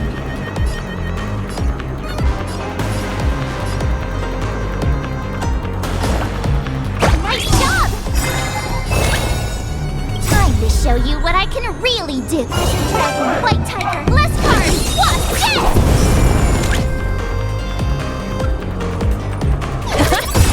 I'm gonna hold everyone back again! Unnecessary. The market is unpredictable. Right! Investing in victory means playing the long game! Well timed. Fail to stand you. A blade knows no mercy. That paradise, savor it for me.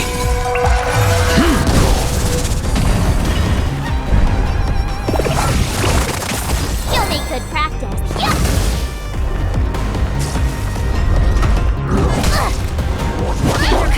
Here. Stay put!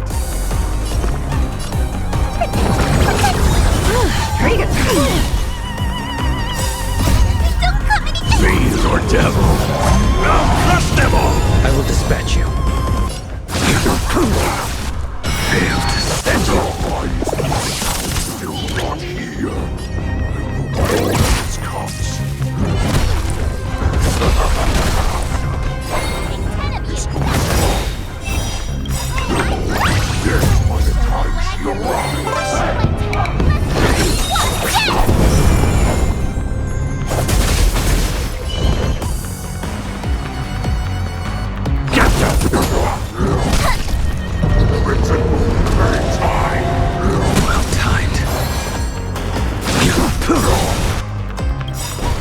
paradise. Savor it for me. Let the valuation begin. Go nothing! The market is unpredictable. Right! Investing in victory means playing the long game! Failed to stand you.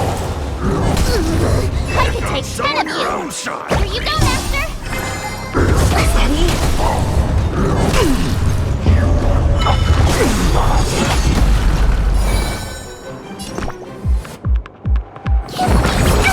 Unnecessary.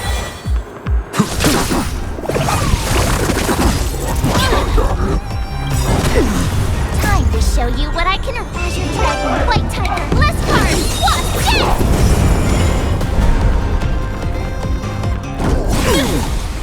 Failed to stand you. You'll make good practice. Nice job! Easy, Numby.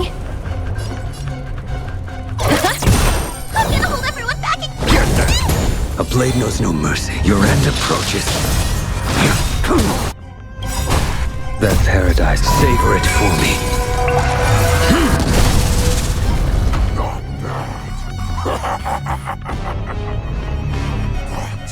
It will take much more than that. Your big weapons.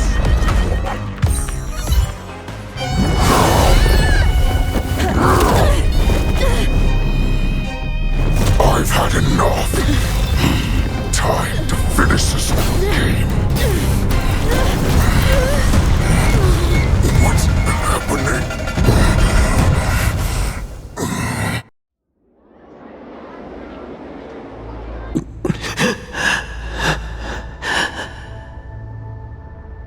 Secrets are a weapon that a hunter cannot live without. Those that have no secrets are no more than prey, cut open and waiting for death. What you're saying is, in your eyes, I am no more than prey that has exhausted all of its secrets and is simply awaiting its death. Do you think you have some other escape route? Jiao-Cho, I have already peeled back your disguises and defenses, layer by layer. I know all the secrets that you and your general have buried so deep. But you have told me all of your secrets too, Warhead.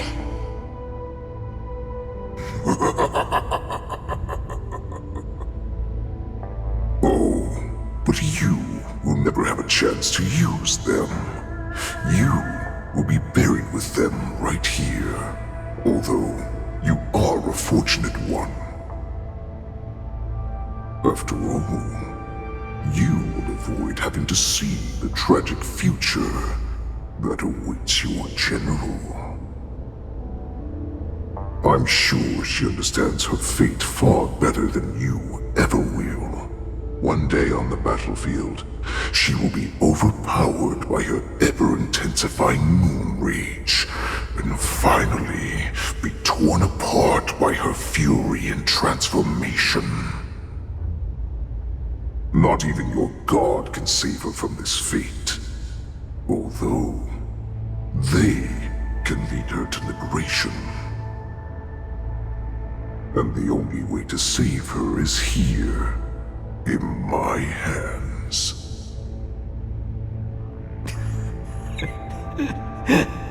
Are you the healer? Or am I? Are you really that certain of your own judgment? I must leave, Foxian. But before I go, you know what I must do, don't you? Drink blood wine.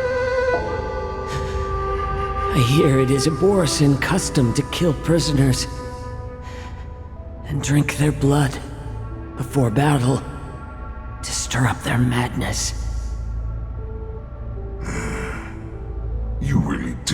hard work into researching us. It is a shame that this is where your journey ends.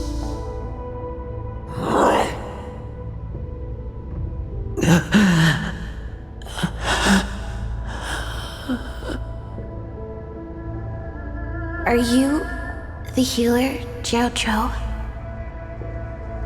Is there anything that I can do for you? I heard that you saved me. There's no need to thank me. If you're a healer, can you cure my moon rage? And what if I can? Do I just sit back and watch as you head back out to die in battle? Listen to me, child. Your condition is not suited for the battlefield. Okay, then can you cure war? What are you talking about? I'm just a healer. All I can do is...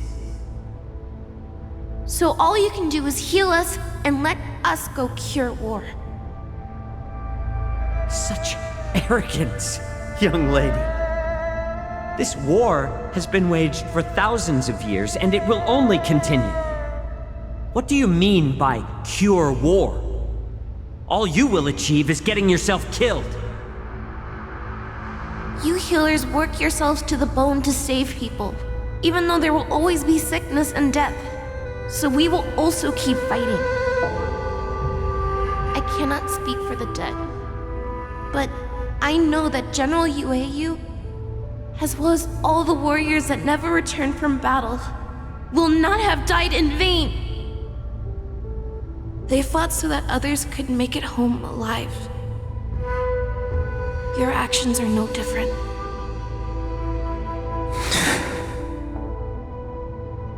Jiao Zhou, this is an order. Cure me!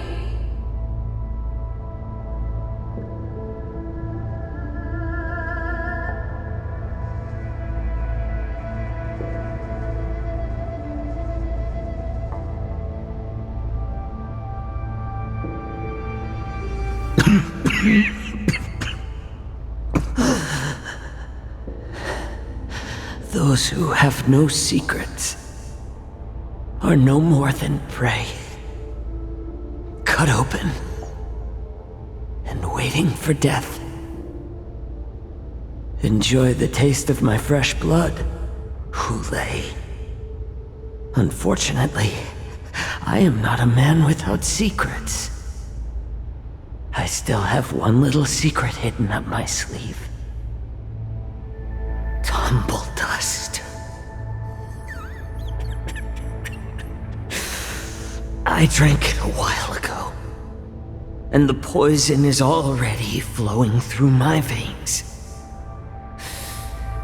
Sooner or later, you will begin to feel the effects. If the most lethal poison known to this world is able to save innocent lives, then it can also be called a great medicine. I will do my best to cure you. Fish out. I kept my promise. At the cost of this insignificant life. Bring victory to the Yaoqing.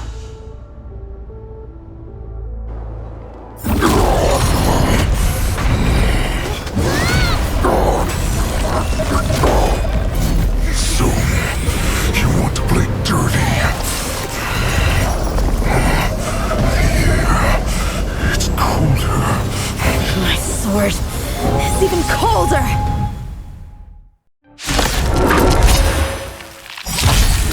Hulei's movements are slowing down? This is our chance. Us put this dog down! You go, Master!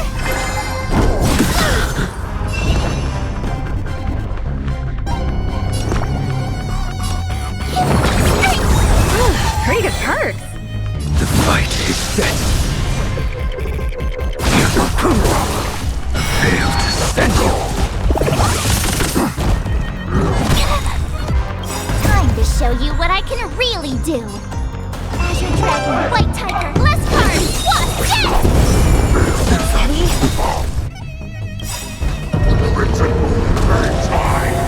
market is unpredictable. Right! Investing in victory means playing the long game!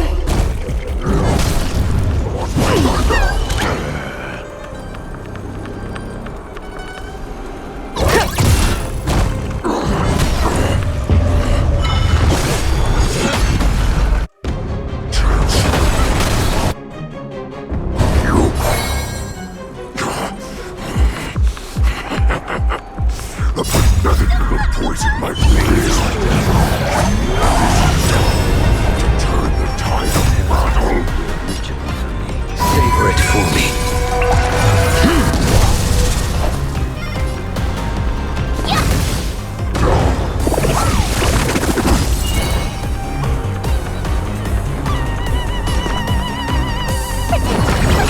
Unnecessary. Failed to send you. Low risk, high reward. Liquidation! The market is unpredictable. Right! Investing in victory means playing the long game! Time to show you what Azure Dragon, White Tiger, less cards! What's this? Awesome!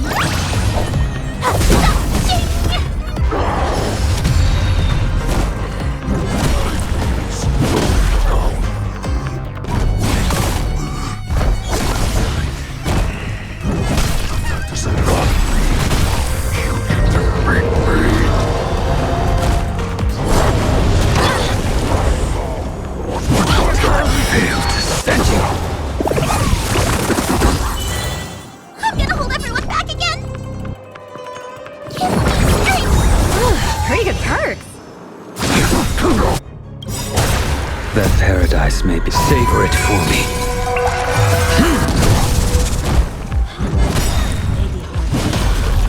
That does not mean you cannot be overpowered. Hule, take a good look. The power of the Cloud Knights is in my blade. Time to show you what I can reel. Dragon, White Tiger, less cards! What's this? The market is unpredictable. Right! Investing in victory means playing the long game! Don't come any closer! Fiend or devil, I'll crush them all!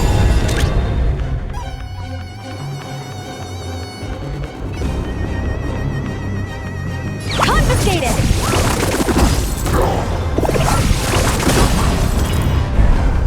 I can do this! Get them! I will dispatch you. Failed to send you. Impossible! How could a mere whelp defeat me?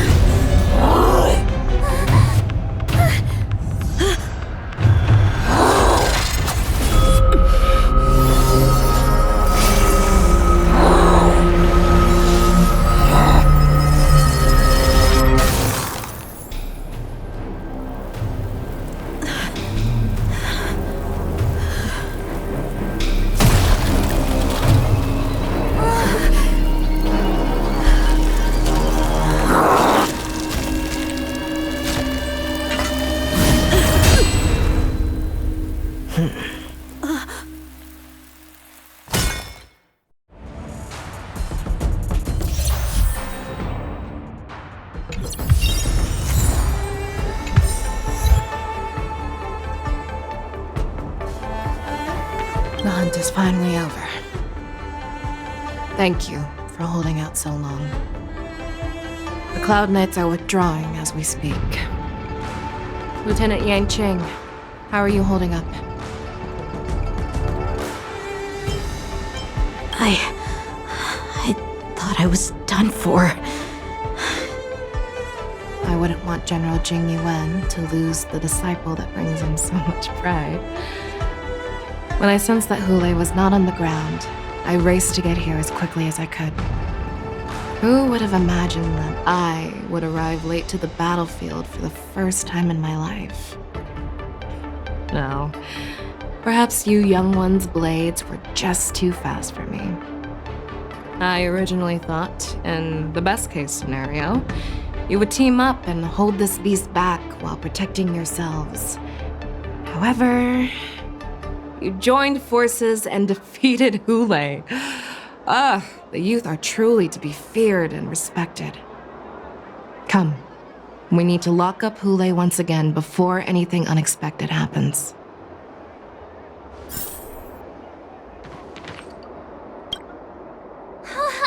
I was so scared. I thought you were a goner there. We're so lucky the General made it in time. Yanqing, that was amazing. The final blow you dealt to Hule. How have I never seen that before?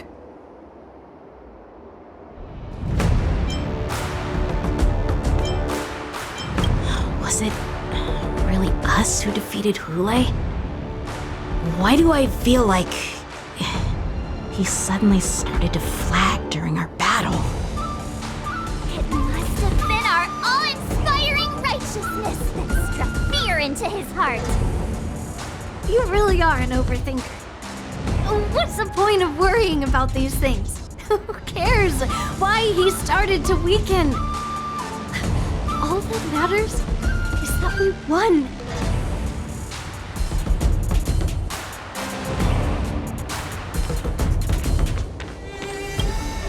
Such an unforgettable blade. So similar to the one wielded by that woman who defeated me all those years ago. Over 700 years have passed, and I thought I would have a way to overcome it by now. But in the end, my fangs and claws were too slow.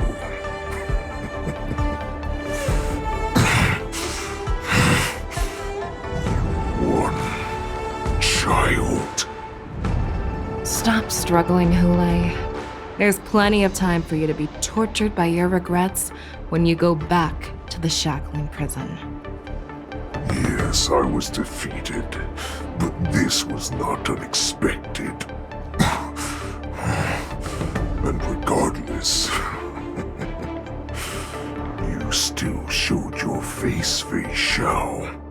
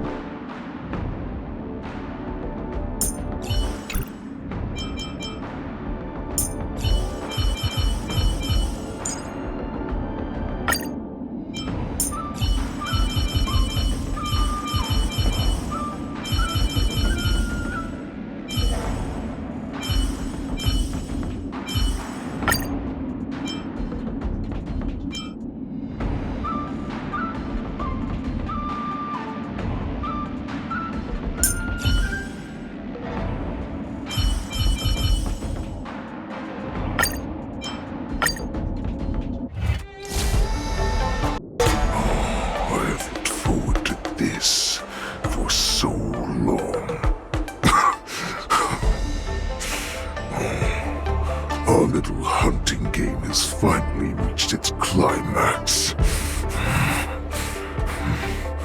I told you before, I had a path prepared for you. You've doomed yourselves. As I meet my demise, so shall the entire Xianzhou Longbow. The crimson wound in my chest will make this place shine with blood. I will drive all Foxians to madness in their fear, craving slaughter without end. What now? Fei Xiao. This is the heart of the Borisin warhead, a product of the plague mark. I'll leave the next part to you.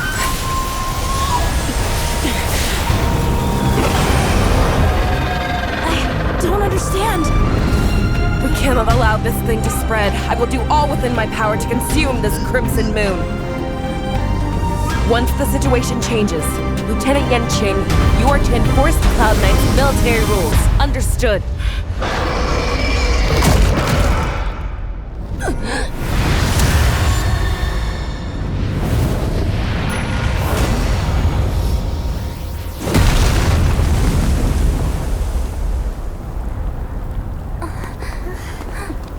General!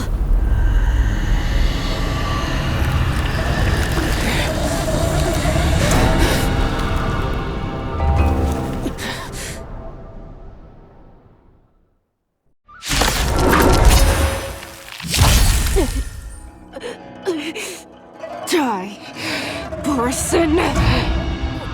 What? We clearly don't have wolf ears. I will not allow any of you to leave the Sky Splitter! Does she think we're her enemies? He just wanted to take down the general! At the cost of his own life! Snap out of it, General!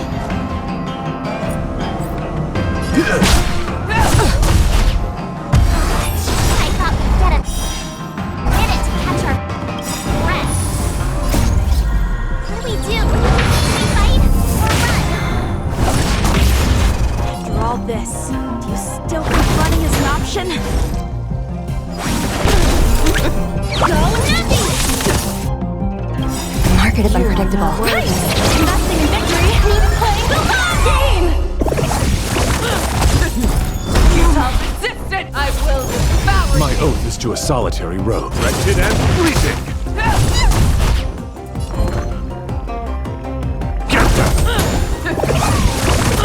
A quick divination. Converge and awaken. All things in the human creations. Low risk, high reward. Liquidation! Eternal!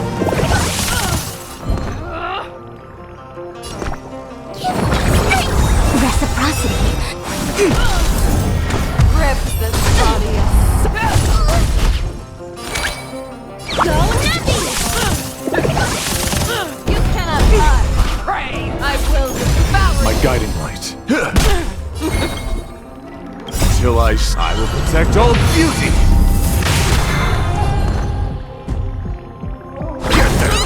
I see through you. Together as one. No Yin and yang. Crush the wall! Easy, Numby. Liquidation! Nice! Investing in victory means playing the long game! You are not worthy. All things in this human creations. Embrace virtue. Wretched and freezing! Go Nappy! I'm gonna hold everyone. A quick divination. Converge and awaken. Distant! Till I will protect all beauty! I will devour you! Yin and yang. Fiend or devil, I'll crush them all! Let the valuation liquidation! I see through you. Together as one. Rip this body All things in human creations.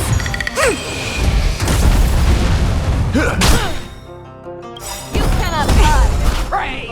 Yin and yang. Till I will protect all beauty! I will devour you! A quick divination. Easy, Numby. Go Nappy! The market is unpredictable. Right!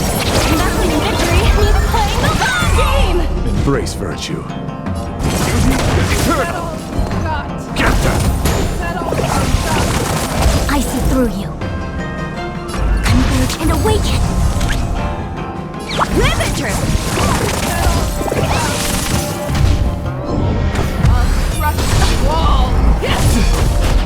I'm gonna hold everyone! Get them! My oath is to a wretched and bleeding!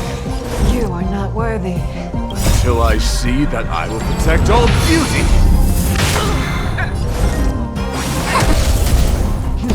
Futile resistance! I will devour you!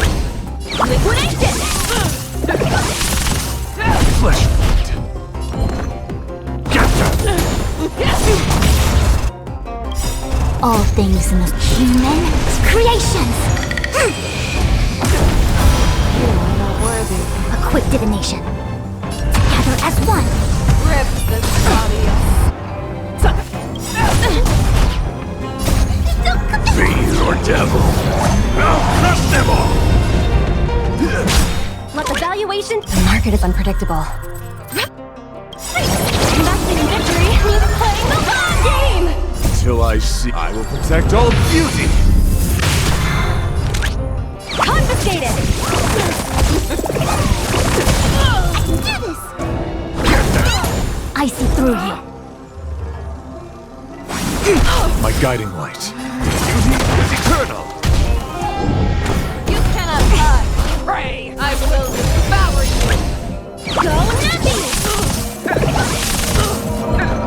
Get them! A quick divination. Not worthy.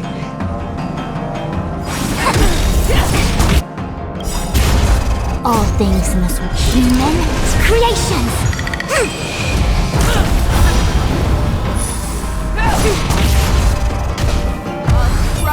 Wall!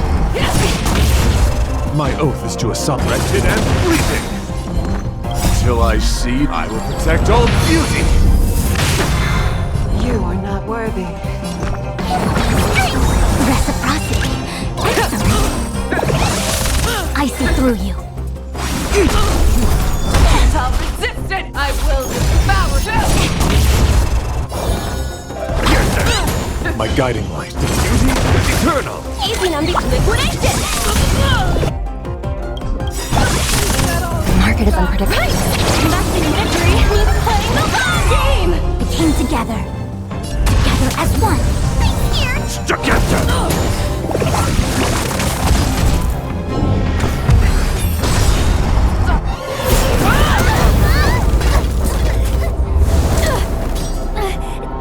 We can't let her get away! But do we stand any chance at all?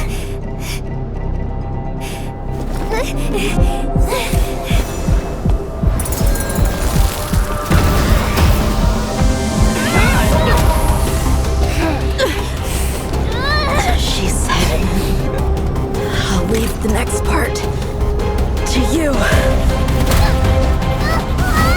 She put her faith in us! Trying. I promise. I will cure you. Feisha.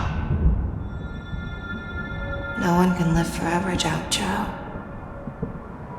This time, I must break my promise.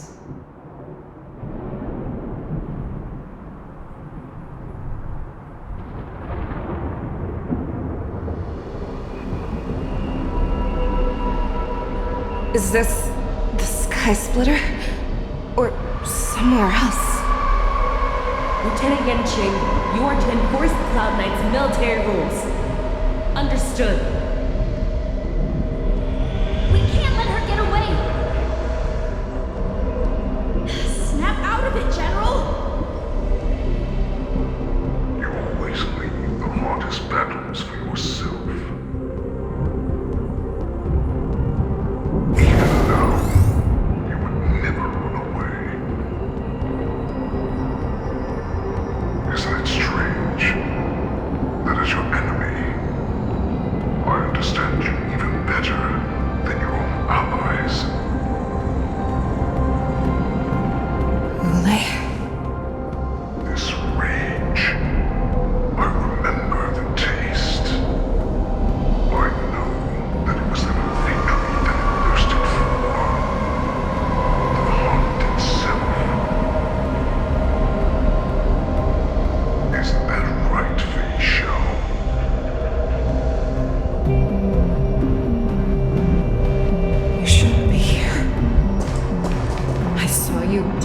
with my own eyes.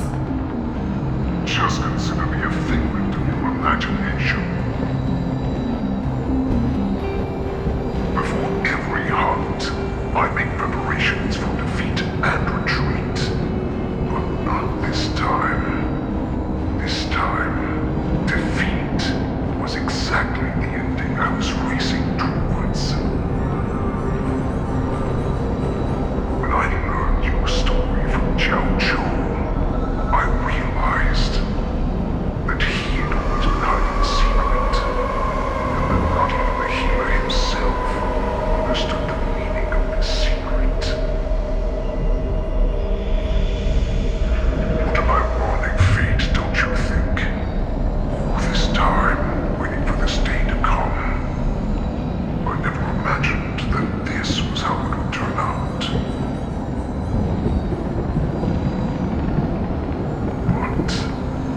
I accept it. Now, let us break through the ironclad defenses of the Arbiter General's heart and see what secret she has hidden in those deepest, darkest corners.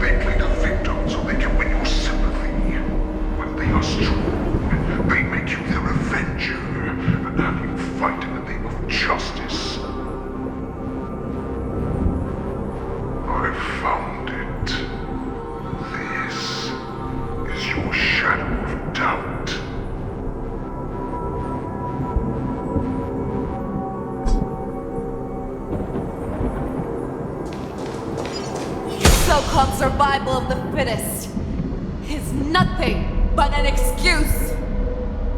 You cannot weaken my resolve, Hule. Blinded by the fury of your moon rage, you slaughtered your allies. Burns Claw, you have betrayed the Alliance. Your actions are no different from those of the abominations we stand against. The blood of the abominations that runs through your veins. One day, you will inevitably become an enemy of the Alliance. Cloud Knights, formation! You ran into the arms of your new master's army without hesitation. You thought that you had found freedom, respect, and recognition.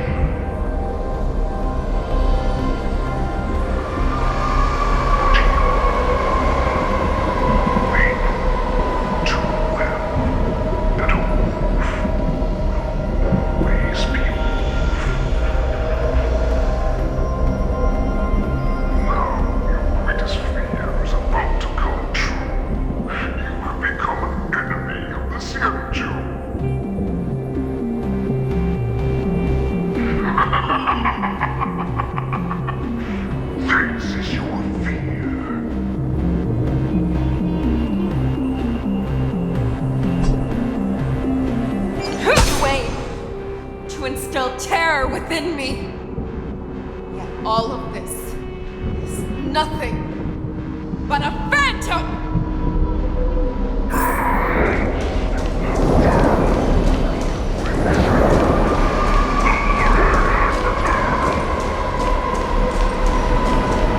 It's time to return to the pack Fei Shao.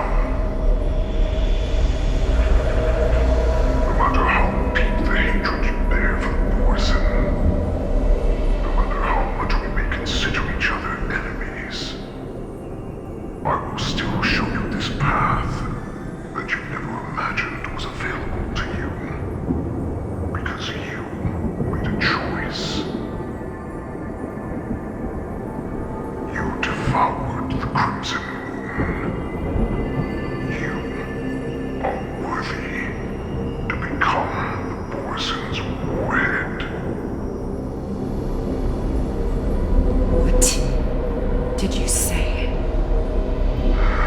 The descendants of Duran came to rescue me, open their hearts, and once I regained my freedom, I would be able to turn the tides of battle and change the fate of our people, allowing the Borson to return to their former glory.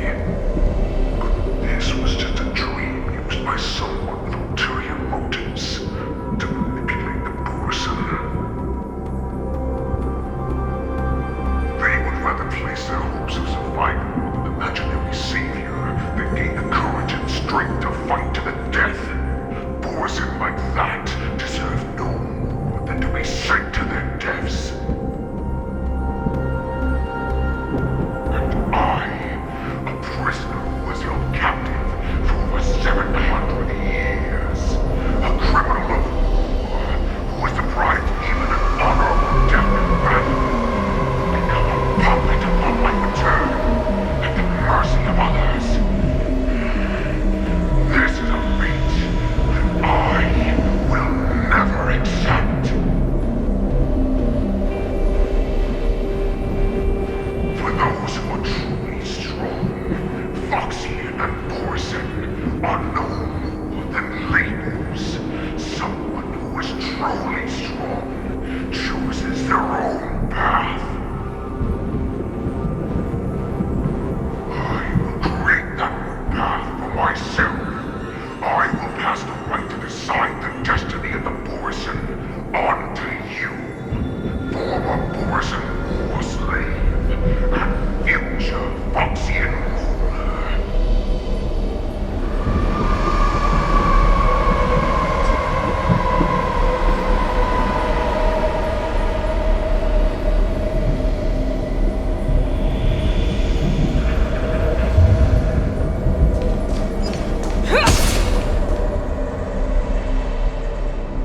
Your healer, Jiao Chu, served you with such loyalty. He was even willing to die in order to cure your rage. I told him before that the only way to save you lay in my hands. If you just nod your head, you will awaken from this nightmare that the Crimson Moon has inflicted on you, and your body will be born anew. From that moment, you will no longer be trapped by your rage.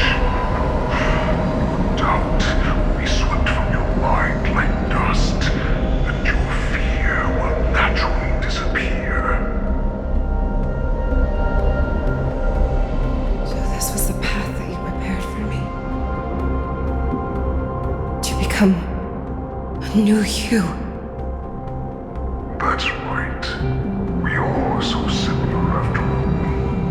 We're both monsters that were born for war, and die for war.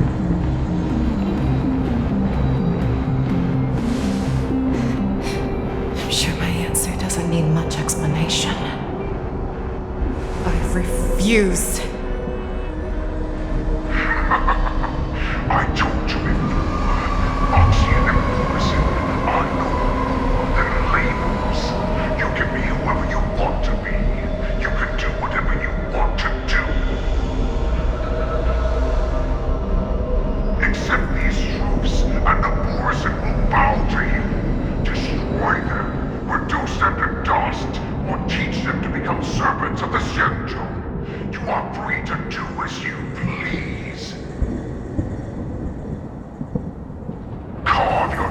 Xiangzhou's history books, or into the list of arch enemies.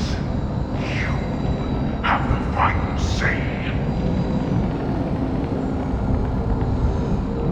You do not understand, Hule. You have no idea what it is that I truly desire. When I was just a child, I stained my hands with blood for the first time, in order to escape the whips and shackles of the Wolf Masters.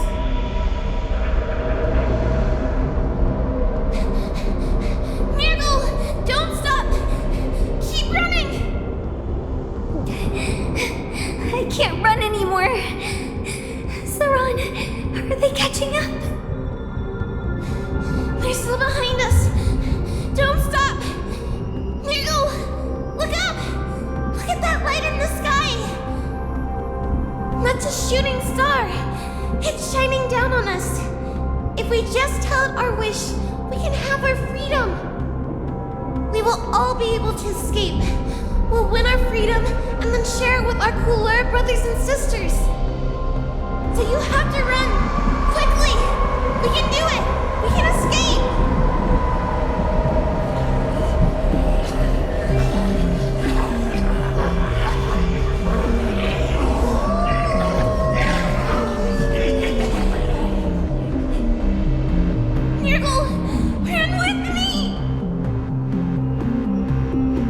We ran and ran with all the strength we had, but we ended up losing each other. I escaped the hunting pack and encountered a woman that could fly. A Cloud Knight. I imagine you kept your promise.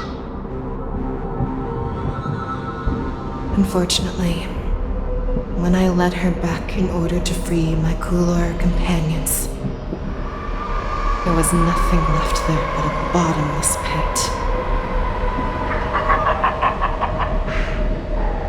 The light of the devilish archer. A star of calamity that strikes the ground and leaves only devastation in its wake. In the years that followed, I followed the trail of that light alongside my Cloud Knight allies, and saw it fall countless more times. Gradually, I came to understand. That light was not some shooting star that carried wishes and aspirations.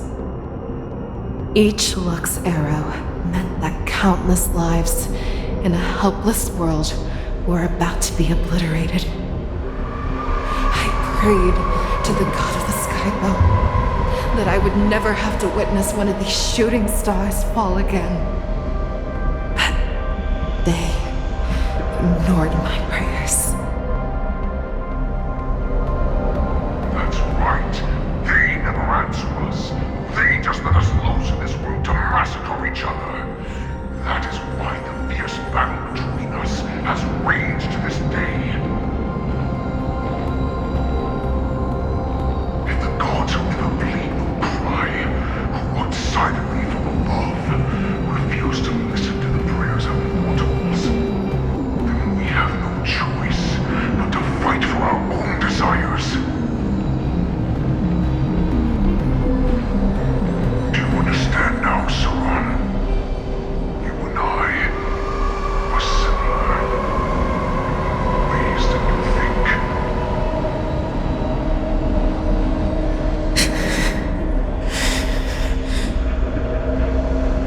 You are a beast that was born for war and will die for war.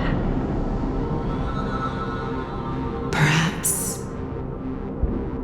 So, what is it that you yearn for, Hule? Why is it that you fight? I fight so that I can turn the stars above into a greater wilderness for Morrison to roam. What about you, Saran? I fight so that one day I will never have to witness another shooting star falling to the ground, so that just one more person can live and return to the Yaoqing alongside me. You would resist becoming the person you were supposed to be.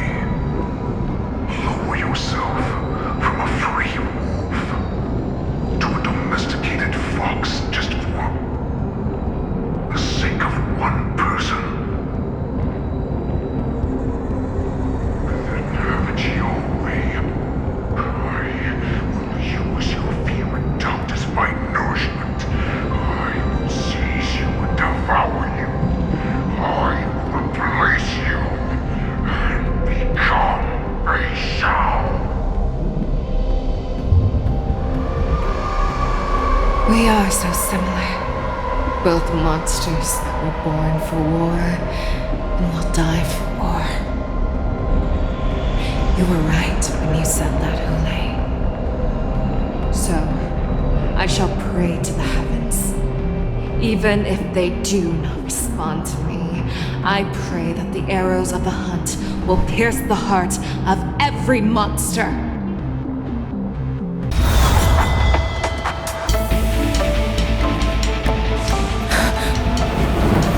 Do you see me, shooting star?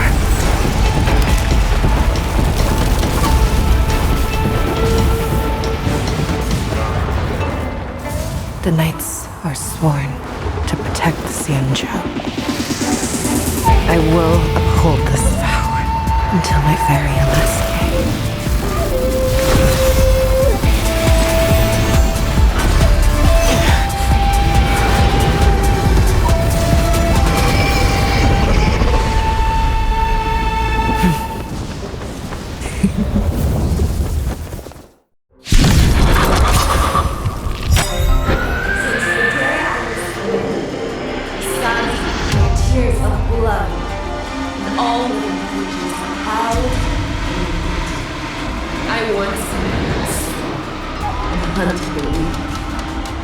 Now, I will use your air beast as mine, and your name as my prey.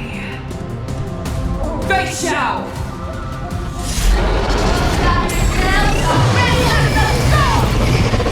Back your disguises and show you how cowardly and powerless you truly are, Hule! A multiple mark of every force and box. The moment you go, it will devour.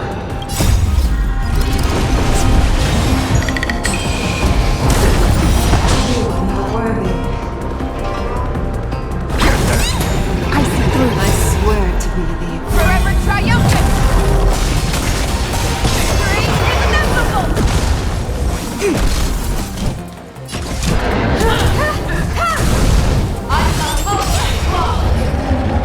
Perhaps you still humanity never can see as its desire to control the heavens, and I'm no exception.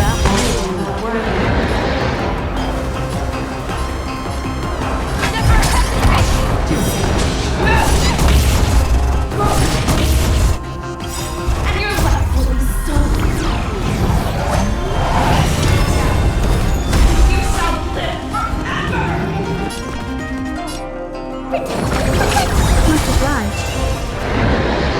Together as one.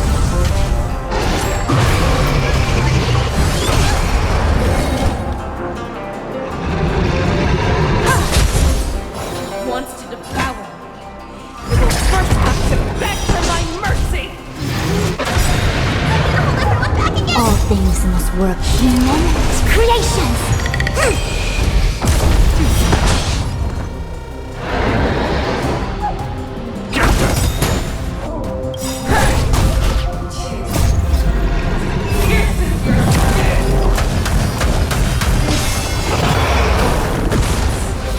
I have experienced for 700 years.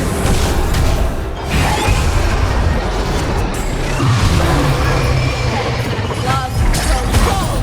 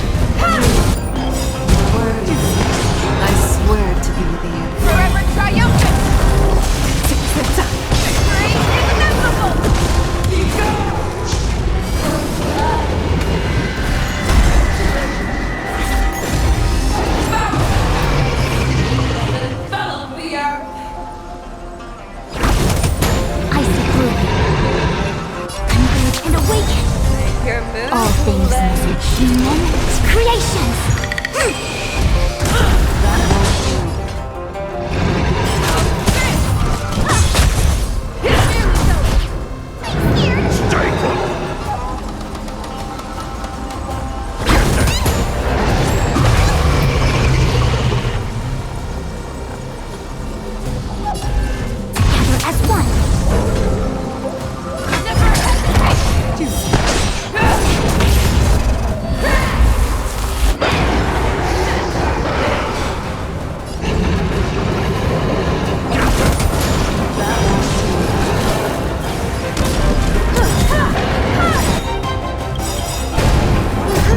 Humanity never conceals its desire to control the heavens, and I'm no exception.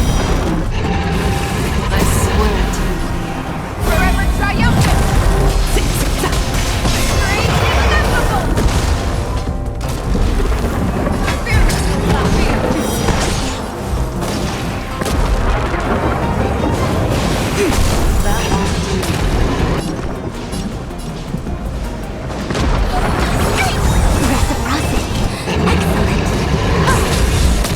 Your move will never hesitate!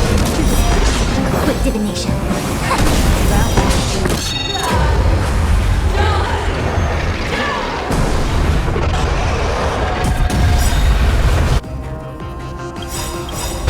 All things must be humans creations! Be your devil. Crush them all.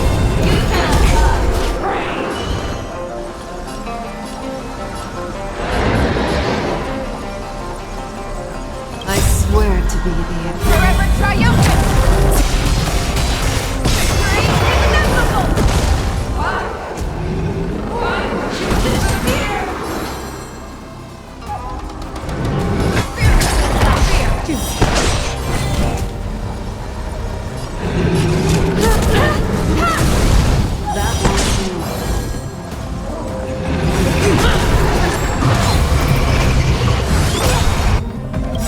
Perhaps you still don't. Humanity never conceals its desire to control the heavens, and I'm no exception.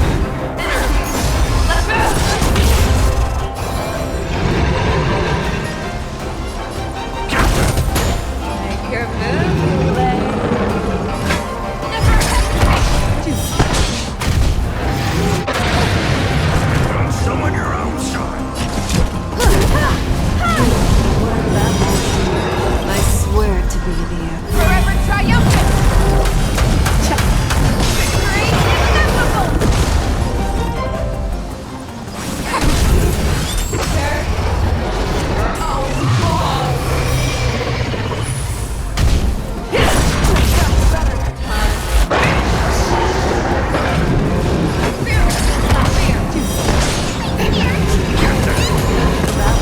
I see through you.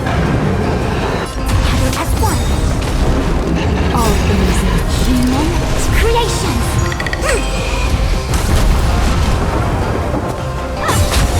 Our little hunting ends here. Your move, Lay.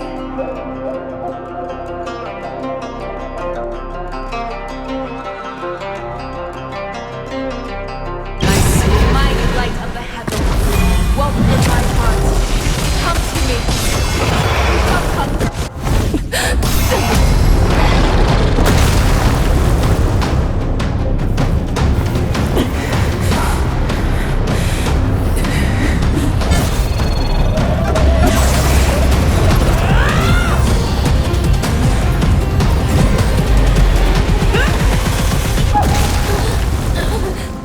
My only enemy has always been myself.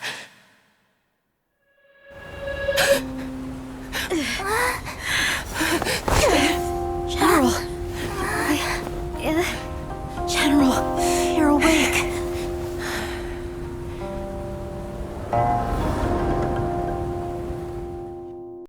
One!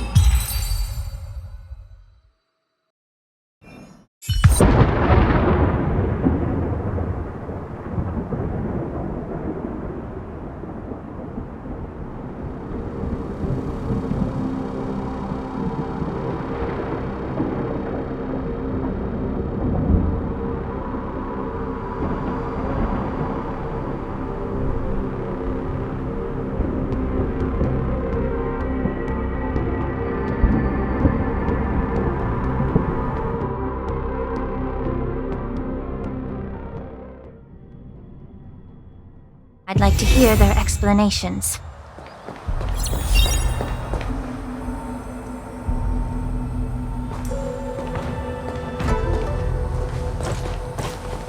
Welcome, Miss Lingsha. I am Preceptor Tauron.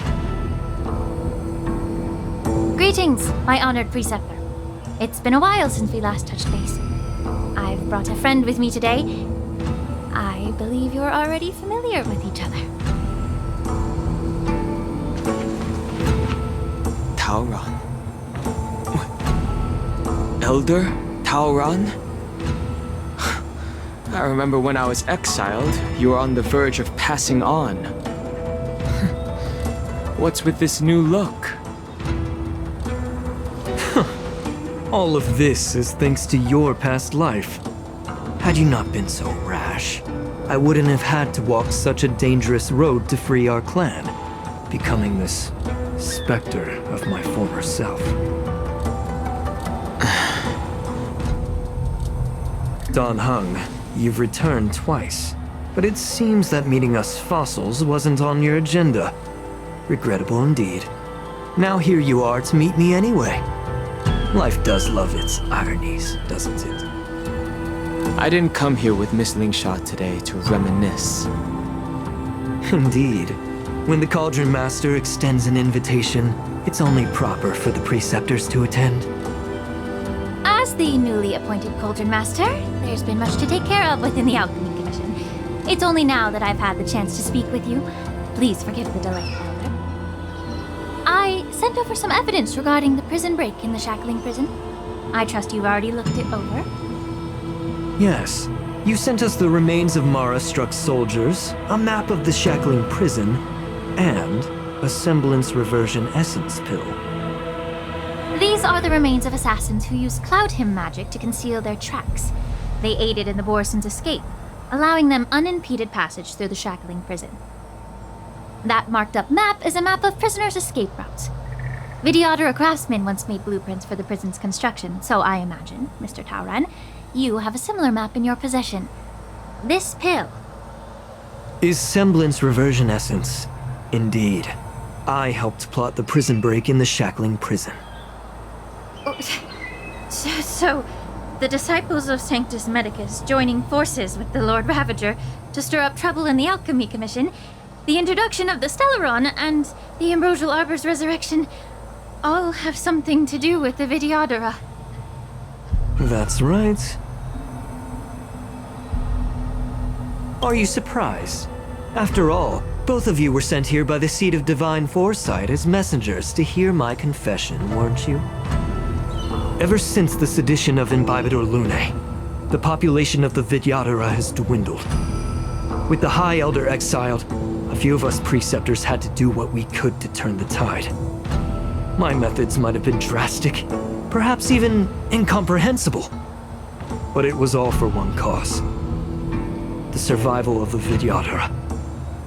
Yet, the Xianzhou natives zealously forbid any plague marks and did nothing while the Vidyadhara suffered. Dan Heng, Lingsha, as Vidyadhara, you should understand the desperation behind my actions. All I've tried to do is to ensure our survival. I'm well aware of the challenges the Vidyadhara face. Fighting for survival isn't a sin. But Elder, your actions have gone beyond mere survival. You've become a beast driven solely by the propagation, devoid of even a hint of empathy. Oh. Despite calling ourselves a noble draconic bloodline, at our core, we're merely bipedal beasts. The survival of our kind is paramount. If I hadn't resorted to beastly actions, the Vidyadhara might not even exist. The sages showed no mercy, as the old wisdom goes. When the High Elder abandoned our people's survival, I had to shoulder the world's sins alone. Lingsha, Dan Heng, the past is behind us, but the future of the Vidyadhara still lies within your grasp. The situation on the Xianzhou Luofu has changed rapidly. As Vidyadhara, we must unite in purpose and avoid the mistakes of the previous Imbibitor Lunae. I was initially skeptical, about the Vidyadra's betrayal of the Alliance. But after hearing your confession, I realized that there is no point in talking about trust. Breaking the covenant of our alliance will bring war upon the Vidyadhara. Even if we are able to have offspring again, what difference will it make? Once my plan succeeds, the Alliance will see the Vidyadhara as their saviors, because both parties ultimately share the same interests. So now that survival won't convince us, you want to talk about interests? For 1,000 years, the Alliance has been engaged in brutal warfare against the denizens of abundance, yet victory has remained beyond reach. Have you ever wondered why? Should the Alliance emerge victorious, they will inevitably become the next denizens of abundance. However, if they suffer defeat, the Alliance will face extinction. Thus, the Alliance has deceitfully upheld this precarious balance. However, I have a way to escape from this dilemma. The Alliance's path to salvation lies within the secret of dragon transmutation. Imagine if there were a way to transform other life forms into Vidyadhara. The Alliance would then possess an endless stream of soldiers and would not need to worry about casualties. Once the war ended, these soldiers would cease reproduction, eliminating concerns of overpopulation. This is the way to salvation for the Xianzhou Alliance, the ultimate path to end the universe's suffering under the immortality plague. Only we, the Vidyadhara, can achieve this. So, you relied on this rhetoric to manipulate the ignorant members of the Vidyadhara into serving you. I am deeply disappointed in you, Elder. Your thoughts and intentions are completely devoid of empathy. Cloud Knights! Hold it!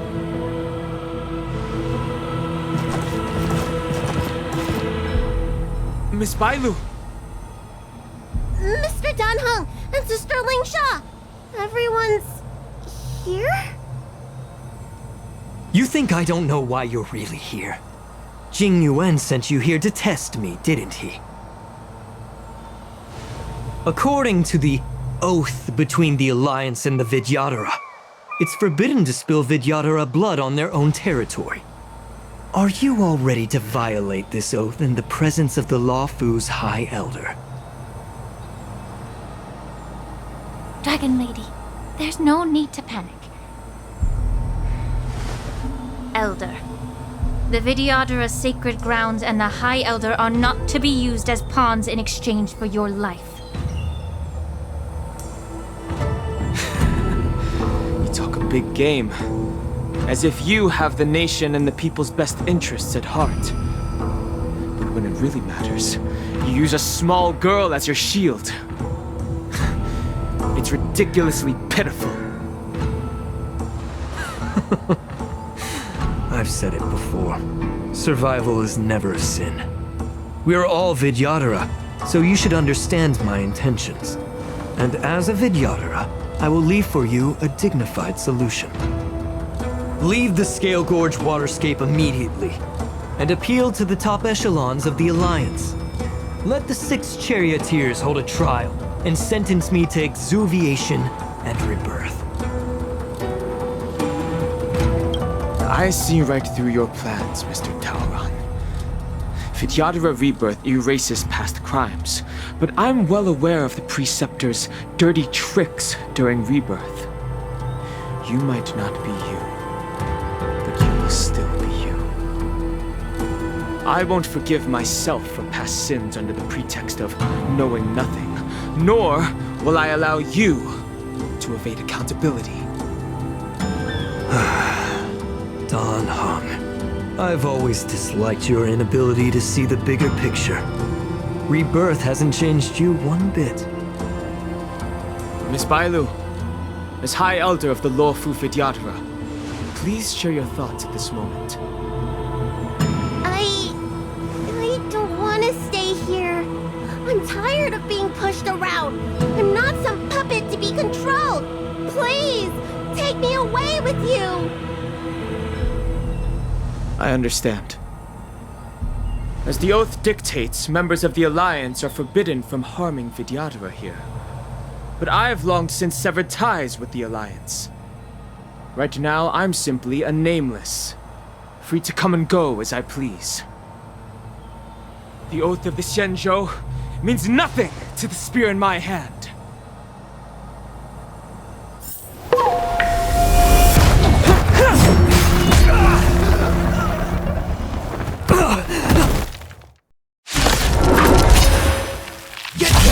Do whatever it takes! Make sure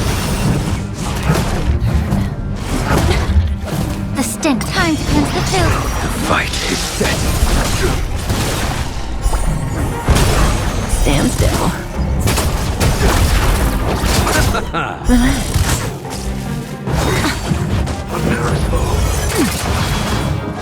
Get it together. Everything in this world is bleeding.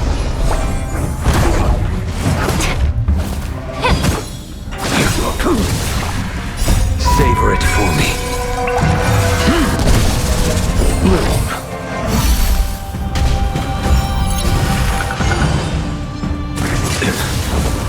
Failed to send you.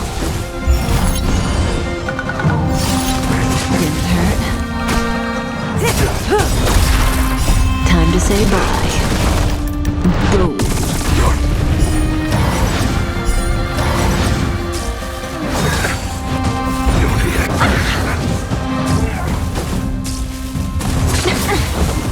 Receive divinity. Repay. Then return! Yeah. Stand still. Didn't hurt. Too little. Time to say bye. Go. Be of your body and mind. Everything in this world is bleeding.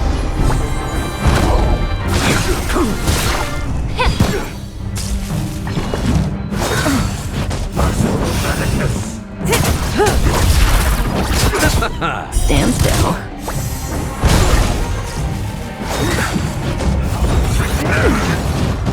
Move.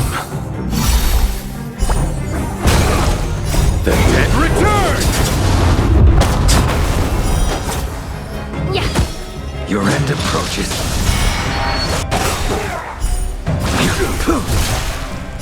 Savor it for me.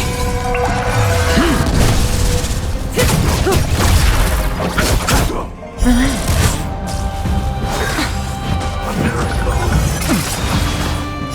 Time to say bye. Go. Everything in this world is bleeding.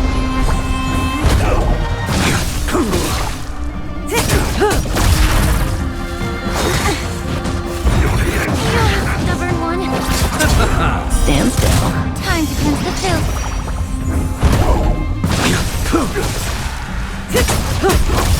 Yeah. Relax. Nothing major.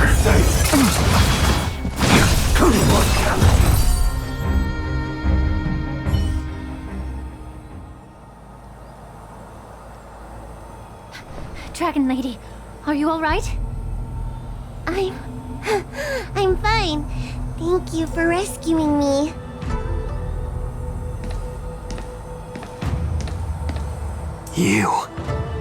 You actually came here in person?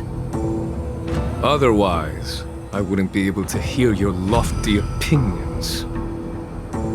The public trial you seek with the 6 charioteers is inevitable. In addition, I'll write to the Sage Queller of the Feng Hu.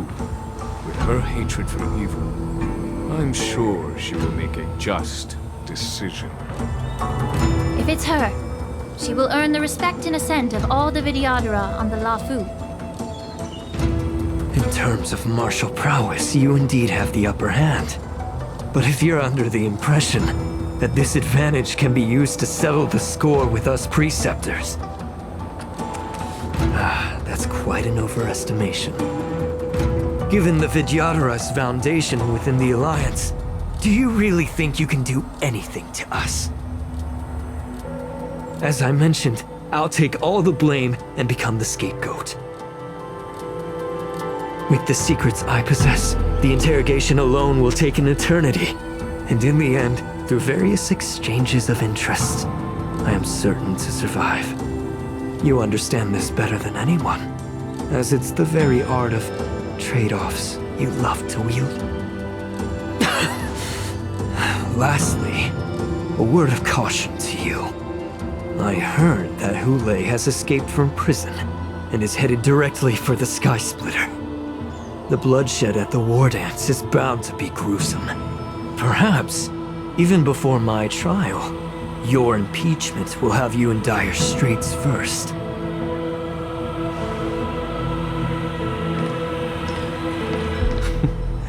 Regrettably, Mr. Tauron, the Sky Splitter only hosted Cloud Knights today. No audience.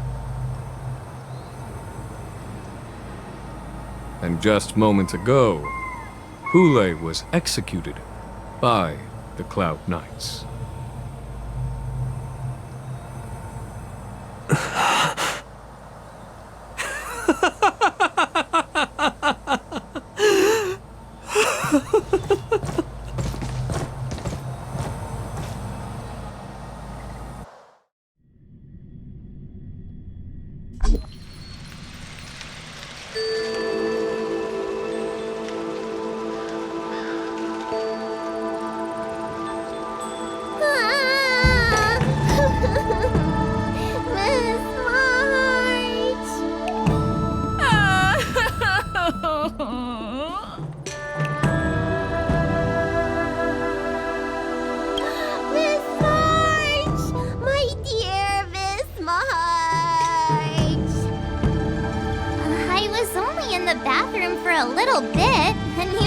Arranged my deck? Hey, can't you play some normal games with Dragon Lady?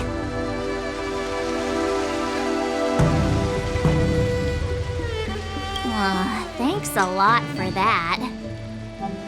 Alright, enough playing. It's time to visit my masters. The infirmary is right over there. You can go by yourselves.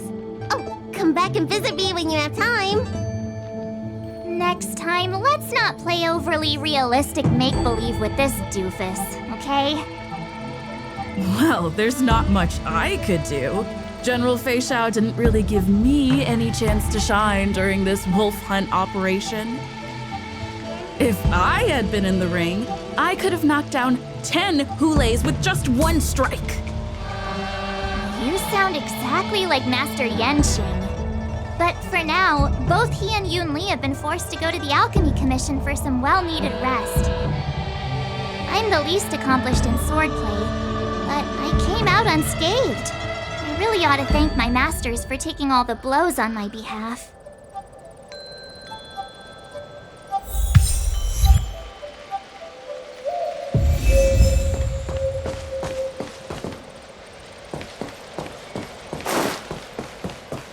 The news is spreading pretty fast.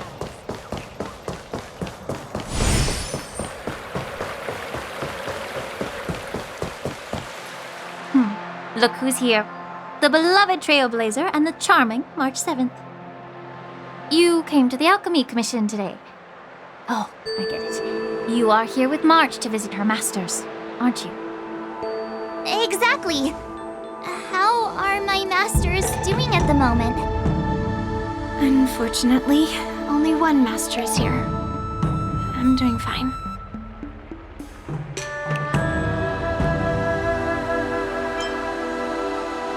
Hey, watch your words! Don't you jinx my master! His injuries weren't that severe. But, well, he'll still need some more time to rest. Considering the intense battle with Hule, and then with General Fei Xiao, the rigorous sparring session with her. His small body couldn't take it anymore. Master Yun Li, didn't you also engage in combat? The little babies from the Lafu just don't have the resilience that us kids from the Juming have. I heard from Modza about the tough battle against the wolf troopers. You fought alongside Modza. Did you get hurt? I heard a few versions of the story from the Cloud Knights who were there. The number of wolf troopers went from a few dozen to thousands. And the number keeps rising. It's becoming more absurd by the minute. Yunli, go and lie down. Got it, Lingsha. What about that smiley fox healer? And the guy with the hood? Thank goodness you and the others found Yao Cho. He lost a lot of blood and needs to rest properly. He and Maoza are seriously wounded. I've had to forcibly confine them to the Alchemy Commission. All 3 from the Yaoqing are critically injured. But fortunately, the Xianzhou Laofu has a miraculous healer lady. It's a silver lining in this misfortune. It looks like the entire delegation from the Xianzhou Yaoqing is gathered at the Alchemy Commission. Why don't we go see General Fei Xiao and bring her some fruit? I would normally say no, because they need to rest. But alas, what can you do when the 2 of them have a leader who is just as restless? General Fei Xiao just slipped out of the recovery room. She thinks she's so sneaky, but I know everything that happens in the Alchemy Commission. If you're looking to meet her, the luminescent depths might be your best bet. I spotted her heading that way earlier. The sound of those footsteps. They must belong to General Fei Xiao. Out and about, despite the doctor's orders. What a coincidence. Someone else who refuses to listen to the doctor's orders. Well, being a doctor myself, I don't think my knowledge of my own body is inferior to the Dragon Lady's. The healer does not heal himself. Don't try to act tough in front of me. I'm sorry, Zhao Cho. I didn't expect you to use poison that way. What a miscalculation. If only I'd found you sooner. If only I hadn't sent you to the shackling prison. The way you're speaking, is this really the Fei Xiao I know? Or could it be a Borisin assassin, imitating your voice to take my life?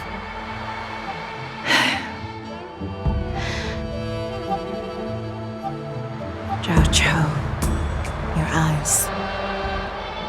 You can't see anymore, can you? I can still clearly hear the sound of the waves. That's enough for me.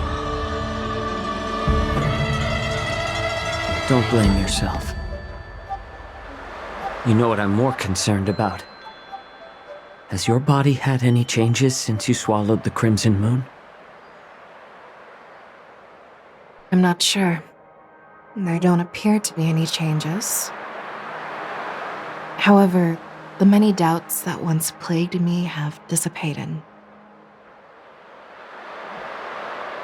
I never thought I'd live to hear you discuss your health again. But thanks to Moza and that child, the price I've paid seems trivial compared to what we've achieved. I hold no grievances, Fei Xiao.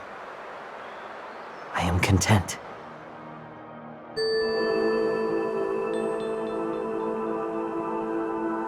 I don't know how to offer words of comfort, nor do I know much about curing others' ailments. I am just a warrior, so my pledge to you is simple. An eye for an eye. So you were here too. In this vast universe, there's bound to be someone who can heal your eyes. I'll find them. But until then... The threat behind all this chaos needs to be dealt with. You must already have some ideas. Let them out. The resurgence of the Sanctus Medicus and the gathering of the Borison are merely distractions orchestrated by an unseen force meant to divide the Alliance's attention. Unfortunately, they picked the wrong fight this time. Once we return to the Yaoqing, I'll personally lead the Verdant Knights into battle. I vow to take down a Lord Ravager and teach the Ruined Legion the true meaning of hunt.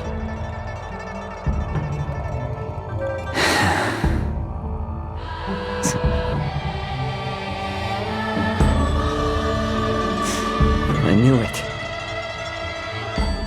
You've always been so impatient.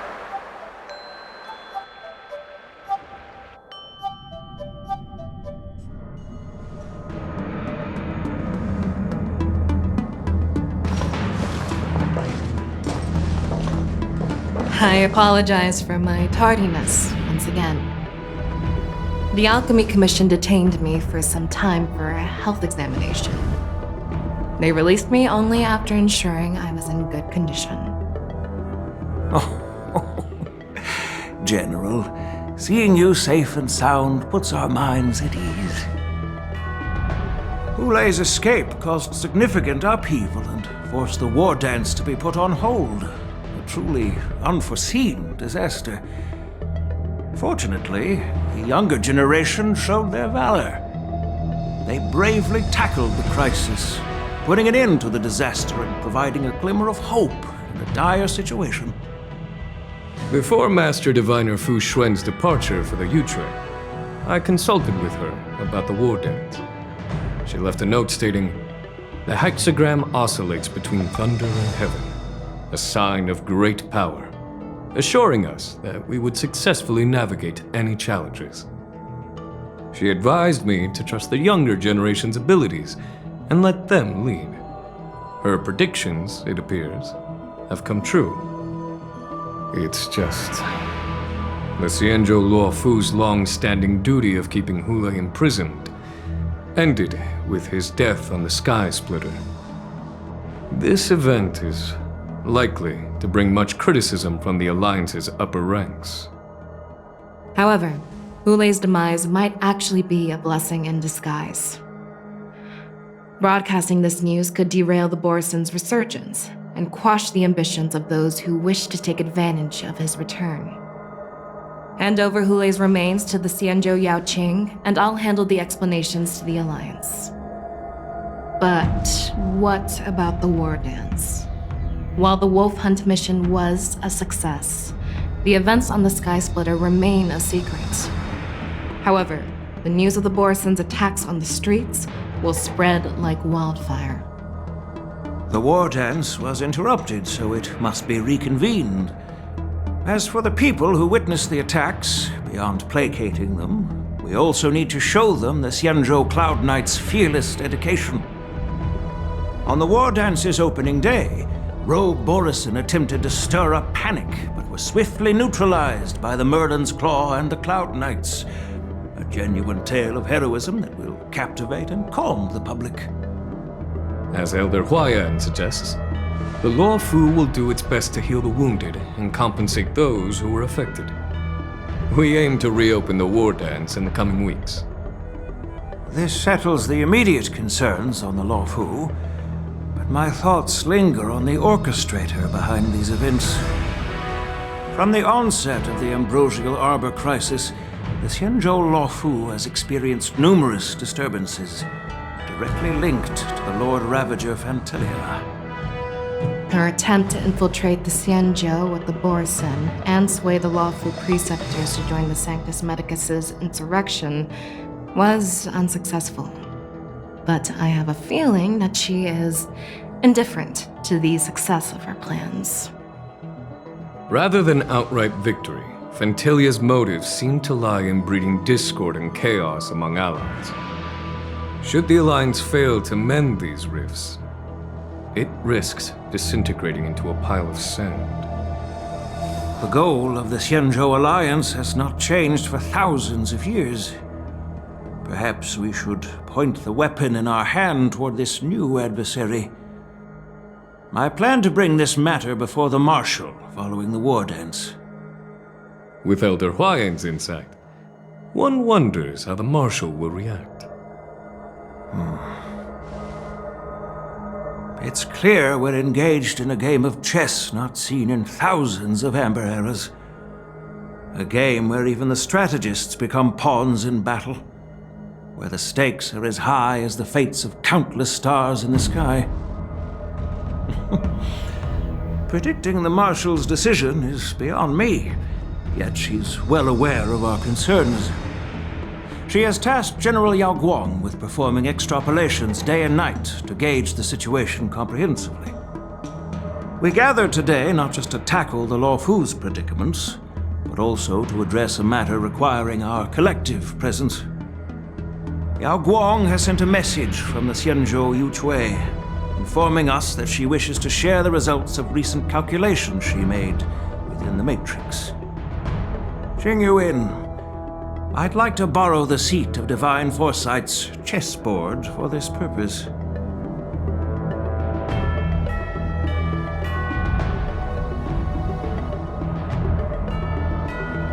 Hello, everyone.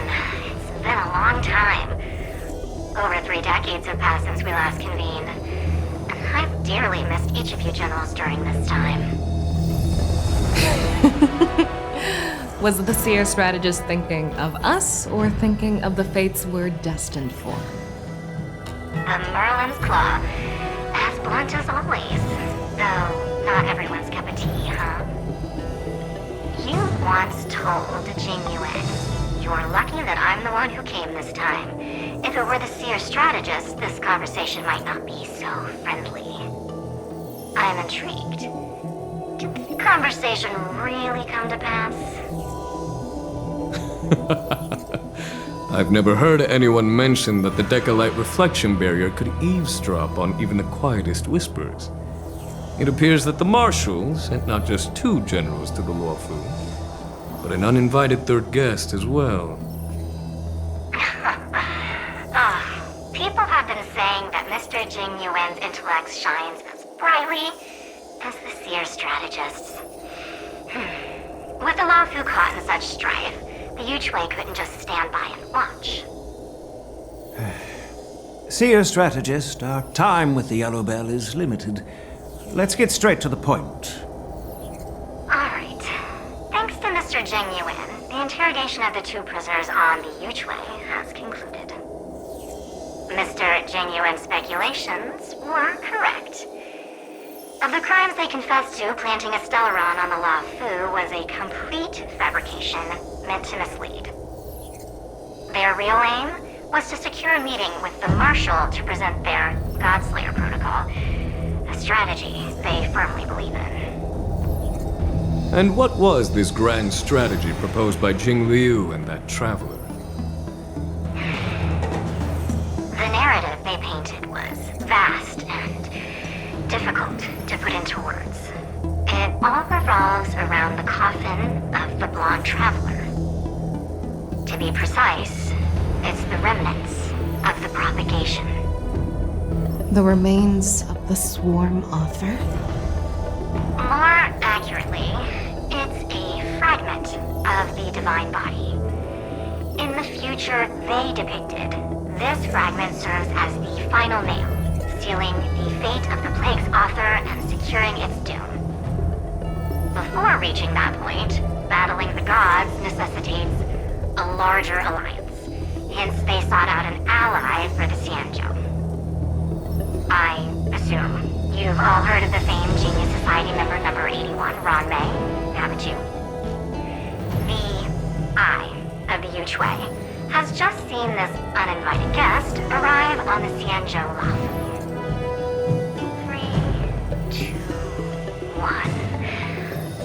Right on time. Now, as for the best way to receive our distinguished guest, I'll leave that in your capable hands. Do you remember your name? My name is Ting Yun. I serve as an ambassador of the Whistling Flying Flames Merchant Guild on the Xianzhou Lufu.